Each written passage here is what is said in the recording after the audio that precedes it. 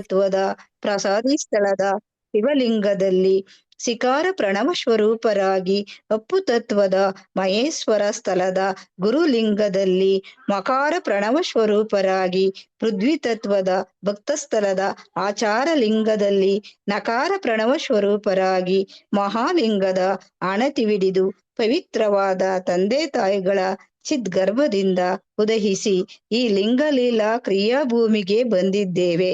ಆದ್ದರಿಂದ ನಮ್ಮ ಮೂಲ ಸ್ವರೂಪದ ಹೆಸರು ನಮಃ ಶಿವಾಯ ಓಂ ಬಸವ, ನಮಃ ಶಿವಾಯ ಓಂ ಬಸವ, ನಮಃ ಶಿವಾಯ ಓಂ ಬಸವ. ಸರ್ವ ಶರಣರಿಗೂ ಶರಣು ಶರಣಾರ್ಥಿಗಳು. ಓಂ ಶ್ರೀ ಗುರು ಬಸವಲಿಂಗಾಯ ನಮಃ. 2165ನೇ ದಿನದ ಸ್ವಾನುಭವದ ನೆಲೆಗೆ ಬಸವ ಸ್ತುತಿ ಹಾಗೂ ಶಟಸ್ಥಲ ಮರ್ಮದೊಂದಿಗೆ ಚಾಲನೆ ನೀಡತಕ್ಕಂಥ ಮಹಾದೇವಮ್ಮನವರಿಗೂ ಭಕ್ತಿಯ ಶರಣು ಶರಣಾರ್ಥಿಗಳು. ಶರಣು ಶರಣಾರ್ಥಿ ಅಪ್ಪ ಅವ್ರೆ ಎಲ್ಲರಿಗೂ ಶರಣಾರ್ಥಿಗಳವ್ರೆ. ಇಂದಿನ ಸ್ವಾನುಭವದ ಸದ್ಗೋಷ್ಠಿಯಲ್ಲಿ ಭಾಗವಹಿಸಿದ ಎಲ್ಲಾ ಶರಣ ತಂದೆ ತಾಯಿಗಳಿಗೂ ಶರಣು ಶರಣಾರ್ಥಿಗಳು. ಇವತ್ತಿನ ಸದ್ಭಾವಗೋಷ್ಠಿಯಲ್ಲಿ ದಯಾನಂದ ನೂಲಿಯಪ್ಪರಿಂದ ಶರಣರ ಶಿವಯೋಗದಲ್ಲಿ ಶಿವಯೋಗದ ಪ್ರಯೋಗ 3ನೇ ಭಾಗ, ಅದರಲ್ಲಿ ಲಿಂಗಾನುಸಂಧಾನ, ಸಕೀಲಗಳು, ಇಷ್ಟಲಿಂಗ ಪೂಜೆ, ಈ ವಿಷಯದ ಬಗ್ಗೆ ಅನುಭವ ಇರ್ತದೆ. ಅಪ್ಪರೇ ಶರಣ ಶರಣಾರ್ಥಿ ಅಪ್ಪರೇ. ಶರಣು ಶರಣಾರ್ಥಿಯನ್ನ ಅನ್ನ ಸ್ಕ್ರೀನ್ ಕಾಣಿಸ್ತಾ ಇದೆ? ಅದ್ರ ಸ್ಕ್ರೀನ್ ಕಾಣಿಸ್ತದೆ, ವಾಯ್ಸ್ ಕ್ಲಿಯರಿಟಿ ಇದೆ. ಓಕೆ, ಎಲ್ಲರಿಗೂ ಶರಣು ಶರಣಾರ್ಥಿಗಳು. ಶರಣರ ಶಿವಯೋಗ ಇದುವರೆಗೆ ಬಸವ ಸ್ತುತಿ ಶರಣ ಶರಣಾರ್ಥಿಗಳು. ಶರಣು ಶರಣಾರ್ಥಿ ಅಕ್ಕ, ಇದುವರೆಗೆ ಬಸವ ಸ್ತುತಿ ಮತ್ತು ಶಟಸ್ಥಲ ಮರ್ಮ ಪ್ರಸ್ತುತ ಮಾಡಿದ ಮಹಾದೇವಮ್ಮ ಅವರ ತಾಯಿಯ ಪಾದಾವರೊಂದಿಗೆ ನಮಿಸುತ್ತಾ ಶರಣು ಶರಣಾರ್ಥಿ ಅಪ್ಪ ನಿಮ್ಮ ಪಾದಾರವಿಂದಗಳಿಗೆ ಶರಣು ಶರಣು ಶರಣು ಅಕ್ಕ. ಶರಣರ ಶಿವಯೋಗ ಅಂತ ಒಂದು ವಿಶಾಲವಾದ ವಿಸ್ತೃತವಾದ ಅಭ್ಯಸನದಲ್ಲಿ ನಾವು ಕಳೆದ ಹಲವಾರು ತಿಂಗಳುಗಳಿಂದ ಒಂದು ಸುಂದರವಾದ ಮನಮೆಚ್ಚುವ ಅಧ್ಯಯನದಲ್ಲಿ ತೊಡಗಿದ್ದೇವೆ. ಶರಣರು ಹೇಗೆ ಶಿವಯೋಗವನ್ನ ಮಾಡಿಕೊಂಡಿರಬಹುದು ಅಂತ ಒಂದು ಚಿಂತನೆ ಅಷ್ಟೇ. ಇಲ್ಲಿ ನಮ್ಮ ಅನುಕೂಲಕ್ಕಾಗಿ ಭಾಗ 1 ಶರಣರ ಶಿವಯೋಗದ ಅಭ್ಯಸನ ಮಾಡಿ, ಭಾಗ 2ರಲ್ಲಿ ಅಂಗದಿಂದ ಲಿಂಗದತ್ತ ನೋಡಿಕೊಂಡು, ಭಾಗ 3 ಶಿವಯೋಗದ ಪ್ರಯೋಗ ಹೇಗೆ ಮಾಡಿಕೊಳ್ಳಬಹುದು ಅನ್ನೋದರಲ್ಲಿ ಅಧ್ಯಾಯ 1ರಲ್ಲಿ ನಾವಿದ್ದೀವಿ. ಲಿಂಗ ಅನುಸಂಧಾನ, ವಿವಿಧ ಸ್ಥಳಗಳಲ್ಲಿರುವ ಲಿಂಗಗಳೊಡನೆ ನಾವು ಹೇಗೆ ಸಂಧಾನ ಮಾಡಿಕೊಳ್ಳಬೇಕು ಅನ್ನೋದನ್ನ ನಾವು ನೋಡ್ತಾ ಇದ್ದೀವಿ. ಎಲ್ಲಿವರೆಗೆ ಅಂದ್ರೆ, ನಾವು ಈಗ ಸಹಸ್ರಾರ ಚಕ್ರಕ್ಕೆ ಅಂದರೆ ನಿಷ್ಕಲ ಲಿಂಗವಿರುವ ಸಹಸ್ರಾರ ಚಕ್ರ ಅಥವಾ ಬ್ರಹ್ಮರಂಧ್ರ ಅಲ್ಲಿಗೆ ಬಂದು ನಿಂತಿದ್ದೀವಿ. ಈ ಬ್ರಹ್ಮರಂಧ್ರ ಸಹಸ್ರಾರ ಚಕ್ರಕ್ಕೆ ಬಂದು ಇಡೀ ಜಗತ್ತು ನಿಲ್ತಾ ಇದೆ. ಆದರೆ ನಮ್ಮ ಶರಣರ ಒಂದು ಶಿವಯೋಗ ಅಲ್ಲಿ ನಿಲ್ಲೋದಿಲ್ಲ. ಅಲ್ಲಿಂದ ಮುಂದೆ ಅವರು ಸಹಸ್ರಾರ ಚಕ್ರದಲ್ಲಿರುವ ಬ್ರಹ್ಮರಂಧ್ರದ ನಂತರ ಅಲ್ಲಿರುವ ನಿಷ್ಕಲ ಲಿಂಗ ನಂತರ ನಿಶೂನ್ಯ ಲಿಂಗ, ನಿರಂಜನ ಲಿಂಗ, ಹಾಗೇನೆ ಅನುಲಿಂಗದ ಬಗ್ಗೆ ಹೇಳ್ತಾ ಇದ್ದಾರಲ್ಲ, ಇದು ಒಂದು ವಿಶಿಷ್ಟವಾದ ಅನುಪಮವಾದ ಸಂಶೋಧನೆ ನಮ್ಮ ಶರಣರಿಂದ ಅಂತ ನಾನು ಭಾವಿಸ್ತಾ ಇದ್ದೀನಿ. ಹೀಗಾಗಿ ಬಂಧುಗಳೇ, ಅತ್ಯಂತ ಸುಂದರವಾದ ಮತ್ತು ಸರಳವಾದ ಇಷ್ಟಲಿಂಗ ಪೂಜೆಯ ಮೂಲಕ ನಾವು ಹೇಗೆ ಇದನ್ನ ಮಾಡಿಕೊಳ್ಳಬಹುದು ಅನ್ನೋದನ್ನ ಅವರು ನಮಗೆ ಕಲಿಸಿದ್ದಾರೆ. ಹೀಗಾಗಿ ಅವರು ಕಲಿಸಿದ ಒಂದು ಈ ತತ್ವಗಳನ್ನ ವಚನಗಳ ಮೂಲಕ ಅವ್ರಿಗೆ ನಮಗೇನವರು ನಿರ್ದೇಶನ ಮಾಡ್ತಾ ಇದ್ದಾರಲ್ಲ, ಅವುಗಳ ಮೂಲಕ ನಾವು ಶಿವಯೋಗದ ಒಂದು ಉತ್ತುಂಗ ಸ್ಥಿತಿಗೆ ಹೋಗಬೇಕಾಗಿದೆ. ಅದು ನಮ್ಮ ಜವಾಬ್ದಾರಿ ಕೂಡ. ಹೀಗಾಗಿ ನನ್ನ 3ನೆಯ ಕಣ್ಣು ಅಂತೇನಿದೆಯಲ್ಲ, ನನ್ನ ಆಂತರಿಕ ಪಯಣಕ್ಕೆ, ನನ್ನ ದೇಹದ ಒಳಗೆ ಹೋಗಿ ಎಲ್ಲ ಲಿಂಗಗಳನ್ನು ನೋಡುವುದು ಆ ಮಹಾಲಿಂಗದ ಮೂಲಕ ಮಾತ್ರ ಸಾಧ್ಯ ಅನ್ನೋದನ್ನ ತಾವು ಅರಿತುಕೊಳ್ಬೇಕು. ಹೀಗಾಗಿ ಇಷ್ಟಲಿಂಗ ಪೂಜೆಯಲ್ಲಿ ಆ ಇಷ್ಟಲಿಂಗವನ್ನ ಎಡಕರ ಹಸ್ತದಲ್ಲಿ ಇಟ್ಟುಕೊಂಡು ಇಯವೇ ಮುಚ್ಚದೆ ಅಂದರೆ ಅನಿಮಿಷ ದೃಷ್ಟಿಯಿಂದ ಆ ಇಷ್ಟಲಿಂಗವನ್ನ ನೋಡ್ತಾ, 2 ಹುಬ್ಬಗಳ ಮಧ್ಯದಲ್ಲಿರುವ ಮಹಾಲಿಂಗವನ್ನ ನೋಡ್ತಾ ಆ ಮಹಾಲಿಂಗಕ್ಕೆ ನಾವು ಬೇಡ್ಕೊಳ್ಬೇಕು. ಈಗಾಗಲೇ ನನಗೆ ಆಚಾರಲಿಂಗ, ಗುರುಲಿಂಗ, ಶಿವಲಿಂಗ, ಜಂಗಮಲಿಂಗ, ಪ್ರಸಾದಲಿಂಗ ಇವುಗಳನ್ನೆಲ್ಲ ತೋರಿಸಿದ್ದೀಯಪ್ಪ. ಈಗ ನನಗೆ ಮಸ್ತಿಷ್ಕದಲ್ಲಿರುವ ನಿಷ್ಕಲಲಿಂಗ, ನಿಶೂನ್ಯಲಿಂಗ, ನಿರಂಜನಲಿಂಗ ಮತ್ತು ಅನುಲಿಂಗಗಳನ್ನ ತೋರಿಸಪ್ಪ ಅಂತ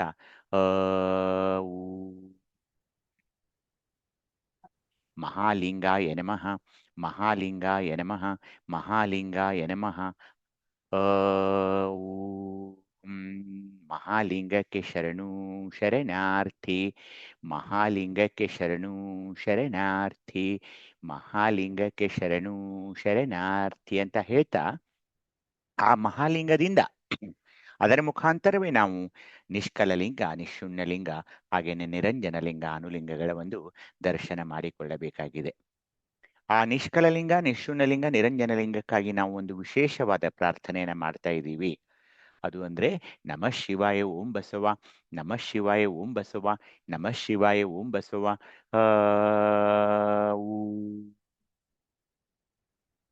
ನಿಷ್ಕಲಲಿಂಗಾಯ ನಮಃ, ನಿಷ್ಕಲಲಿಂಗಾಯ ನಮಃ, ನಿಷ್ಕಲಲಿಂಗಾಯ ನಮಃ, ನಿಷ್ಕಲಲಿಂಗಾಯ ನಮಃ. ನಿಷ್ಕಲಲಿಂಗಕ್ಕೆ ಶರಣು ಶರಣಾರ್ಥಿ, ನಿಷ್ಕಲಲಿಂಗಕ್ಕೆ ಶರಣು ಶರಣಾರ್ಥಿ, ನಿಷ್ಕಲಲಿಂಗಕ್ಕೆ ಶರಣು ಶರಣಾರ್ಥಿ. ಈ ನಿಷ್ಕಲಲಿಂಗ ಅಂದ್ರೇನೆ ಇಷ್ಟಲಿಂಗದ ಇನ್ನೊಂದು ಪ್ರತಿರೂಪ. ಈ ನಿಷ್ಕಲಲಿಂಗ ಅಂದ್ರೇನೆ ಆಚಾರಲಿಂಗ ಮತ್ತು ಗುರುಲಿಂಗ ಅಂತ ತಮಗೆ ಪದೇ ಪದೇ ಹೇಳಿ ಈಗ ಅದರ ಒಂದು ಕಂಪ್ಲೀಟ್ ಆಗಿ ನಿಮಗೆ ಗೊತ್ತಾಗಿದೆ. ಅದು ಅದರಲ್ಲಿ ಏನು ಕನ್ಫ್ಯೂಷನ್ ಇಲ್ಲ, ಗೊಂದಲಗಳಿಲ್ಲ. ನಿಷ್ಕಲಲಿಂಗ ಅಂದ್ರೆ ಆಚಾರಲಿಂಗ ಮತ್ತು ಗುರುಲಿಂಗ ಮತ್ತು ಅದುವೇ ಇಷ್ಟಲಿಂಗ ಅನ್ನೋದನ್ನ ತಾವು ನೋಡಿಕೊಂಡು ಈಗ ಈಗ ಈ ಸಹಸ್ರಾರ ಚಕ್ರದಲ್ಲಿರುವ ನಿಷ್ಕಲಲಿಂಗವನ್ನ ನಮ್ಮ ಶರಣರು ಎಷ್ಟೊಂದು ಅಭ್ಯಸನ ಮಾಡಿದ್ದಾರೆ, ಎಷ್ಟೊಂದು ಅರಿತುಕೊಂಡಿದ್ದಾರೆ ಅಂದ್ರೆ ನನಗೊಮ್ಮೊಮ್ಮೆ ಅನಿಸುತ್ತೆ ಈ ಮೆದುಳಿನ ಬಗ್ಗೆ ಅವರಿಗಿರುವ ಒಂದು ಪರಿಜ್ಞಾನ ಅಂತ ಏನಿದೆಯಲ್ಲ ಅದು ಬಹುಶಃ ಶಿವಲೋಕದಿಂದಲೇ ಅವರು ಆ ದರ್ಶನವನ್ನು ಅವರು ಮಾಡಿಕೊಂಡ್ರೇನೋ ಅಂತ ನನಗೆ ಅನಿಸ್ತಾ ಇದೆ. ಹೀಗಾಗಿ ಸ್ವಲ್ಪ ಆಳವಾಗಿ ನಾವು ಇಲ್ಲಿ ಏನ್ ಮಾಡಿರಬಹುದು ಅವರು ಅದನ್ನ ನೋಡ್ಕೊಳ್ಳೋಣ. ಯಾಕೆಂದ್ರೆ ಇಡೀ ದೊಡ್ಡದಾದ ಮೆದುಳಿಗೆ ನಿಷ್ಕಲಲಿಂಗವನ್ನ ಒಂದು ಕೊಟ್ಟು ಎಲ್ಲಾ ದಾರ್ಶನಿಕರಿಗೂ ಅಲ್ಲಿಗೆ ನಿಂತು ಬಿಡ್ತಾರೆ. ಆದರೆ ನಿಷ್ಕಲಲಿಂಗ ನಿಶೂನ್ಯಲಿಂಗ ನಿರಂಜನಲಿಂಗ ಮತ್ತು ಅನುಲಿಂಗ ಅಂತ ಮತ್ತೆ ಇಡೀ ಮೆದುಳಿಗೆ 4 ಲಿಂಗಗಳನ್ನ ಕೊಟ್ಟ ಶರಣರಿಗೆ ಎಷ್ಟು ನಚಿದರೂ ಋಣಿಯಾದರೂ ಕಡಿಮೆನೆ ಅಂತ ನನಗನ್ನಿಸ್ತಾ ಇದೆ. ಏಕೆಂದ್ರೆ ಬೇರೆ ಎಲ್ಲ ದಾರ್ಶನಿಕರು ಹೇಳೋದು ನಿಷ್ಕಲಲಿಂಗ, ನಿಷ್ಕಲಲಿಂಗ ಅಂದ್ರೇನೆ ಮೆದುಳು, ಮೆದುಳು ಅಂದ್ರೇನೆ ನಿಷ್ಕಲ್ಯ. ಹಾಗಾಗೋಲ್ಲ. ಮೆದುಳಿನ ಒಂದು ಅಗಾಧವಾದ ಶಕ್ತಿಯನ್ನ ಅಗಾಧವಾದ ವ್ಯಾಪಕತ್ವವನ್ನ ನಾವು ನೋಡಿದಾಗ ಬರೀ ನಿಷ್ಕಲಲಿಂಗ ಒಂದರಿಂದಲೇ ಅದು ಸಾಧ್ಯವಿಲ್ಲ. ಹೀಗಾಗಿ ಮೆದುಳನ್ನ 3 ಭಾಗಗಳನ್ನಾಗಿ ಮಾಡಿ ಮುಂದಿನ ಮೆದುಳು, ಮಧ್ಯದ ಮೆದುಳು, ಹಿಂದಿನ ಬೆಳಗು, ಕೆಳಗಿನ ಮೆದುಳು ಅಂತ ಹೇಳಿ 4 ಭಾಗಗಳನ್ನ ಮಾಡಿ 4 ಲಿಂಗಗಳನ್ನ ಏನ್ ಕೊಟ್ರಲ್ಲ, ಅವಾಗ ಏನಾಗುತ್ತದೆ ಈ ಮಸ್ತಿಷ್ಕದ ಲಿಂಗಗಳ ಒಂದು ಆರಾಧನೆಯಿಂದ ಏನೇನಾಗುತ್ತದೆ ಅನ್ನೋದನ್ನ ನಾವು ಭಾವಿಸಲು ಕೂಡ ಸಾಧ್ಯವಿಲ್ಲ. ಅದನ್ನ ಅವ್ರು ಹ್ಯಾಕ್ ತಿಳ್ಕೊಂಡ್ರು, ಹೇಗೆ ಅದನ್ನ ಪ್ರಯೋಗಿಸಿಕೊಂಡ್ರು ತಮ್ಮ ಮೇಲೆ, ಹೇಗೆ ಶಿವಯೋಗದ ಉತ್ತುಂಗದ ಸ್ಥಿತಿಗೆ ಹೋದ್ರು ಅನ್ನೋದನ್ನೇ ಒಂದು ದೊಡ್ಡ ಅಧ್ಯಯನ. ಹಾಗೇನೆ ಅಲ್ಲಿ ಸಿಗುವ ಜ್ಞಾನ ಇದೆಯಲ್ಲ ಅದು ಅತ್ಯಂತ ಅನುಪಮವಾದದ್ದು. ನೀವು ನೋಡ್ತಾ ಹೋಗಿ, ನಾನು ನಿಧಾನವಾಗಿ ಹೇಳ್ತೀನಿ ಯಾಕಂದ್ರೆ ಸ್ವಲ್ಪ ಈಗ ನಾವು ಮೆದುಳಿನ ಒಳಗೆ ಹೋಗೋರಿದ್ದೀವಿ. ಅದಕ್ಕೆ ನಾನು ಆಗ್ಲೇ ಹೇಳಿದ ಹಾಗೆ ಈ ಬಲಗಡೆ ಮೆದುಳನ್ನ ನೀವು ನೋಡೋದಾದ್ರೆ ನಮ್ಮ ತಲೆಯಲ್ಲಿರುವ ಮೆದುಳು ನೋಡಿ 4 ಭಾಗ. ಒಂದು ಫ್ರಾಂಟಲ್ ಲೋಬ್ ಅಂದ್ರೆ ಮುಂದಿನ ಭಾಗ, ಪೆರೈಟಲ್ ಲೋಬ್ ಮತ್ತು ಟೆಂಪೋರಲ್ ಲೋಬ್ ಅಂತ ಇದು ಮಧ್ಯಭಾಗ, ಹಿಂದಿನ ಭಾಗ ಆಕ್ಸಿಪಿಟಲ್ ಲೋಬ್ ಅಂತ ಕರೀತಾರೆ. ಈ ಹಳದಿ ಬಣ್ಣದ್ದೇನಿದೆಯಲ್ಲ ಅದು ಮುಂದಿನ ಮೆದುಳು, ಈ ನೀಲಿ ಮತ್ತು ಈ ಚಾಕ್ಲೇಟ್ ಕಲರ್ ಇದೆಯಲ್ಲ ಅದು ಇವು ಎರಡೇನು ಟೆಂಪೋರಲ್ ಲೋಬ್ ಅಂತಾರೆ, ಇದಕ್ಕೆ ಆಕ್ಸಿಪಿಟಲ್ ಲೋಬ್ ಅಂತ. ನೋಡಿ ಎಷ್ಟು ಜ್ಞಾನರಾಗಿದ್ದಾರೆ ಅಂದ್ರೆ ನಮ್ಮ ಶರಣರು ಈ ಮುಂದಿನ ಮೆದುಳಿಗೆ ನಿಷ್ಕಲಲಿಂಗವನ್ನ ಕೊಟ್ರು, ಈ ನಡುವಿನ ಮೆದುಳಿಗೆ ನಿಶೂನ್ಯ ಲಿಂಗವನ್ನ ಕೊಟ್ರು, ಹಿಂದಿನ ಇದಕ್ಕೆ ನಿರಂಜನ ಲಿಂಗವನ್ನು ಕೊಟ್ಟು ಇಲ್ಲಿ ಕೆಳಗೆ ಏನು ಶರಬೆಲಂ ಅಂತ ಇದೆಯಲ್ಲ ಅಲ್ಲಿ ಅನುಲಿಂಗ ಅಂತ ಕೊಟ್ರು. 1, 2, 3, 4 ಭಾಗಗಳನ್ನಾಗಿ ಮೆದುಳನ್ನ ವಿಭಾಗಿಸಿ ಆ 4 ಭಾಗಗಳಿಗೆ ಬೇರೆ ಬೇರೆಯಾದ 4 ಲಿಂಗಗಳನ್ನ ನಿಷ್ಕಲಲಿಂಗ, ನಿಶೂನ್ಯ ಲಿಂಗ, ನಿರಂಜನ ಲಿಂಗ, ಅನುಲಿಂಗಗಳನ್ನ ಕೊಟ್ರಲ್ಲ, ಇದು ಶರಣರು ಅಪ್ರತಿಮವಾದ ಜ್ಞಾನಿಗಳಾಗಿದ್ರು ಅನ್ನೋದನ್ನ ತೋರಿಸುತ್ತದೆ. ಬಹಳ ಜ್ಞಾನಿಗಳು, ಮಹಾಜ್ಞಾನಿಗಳು.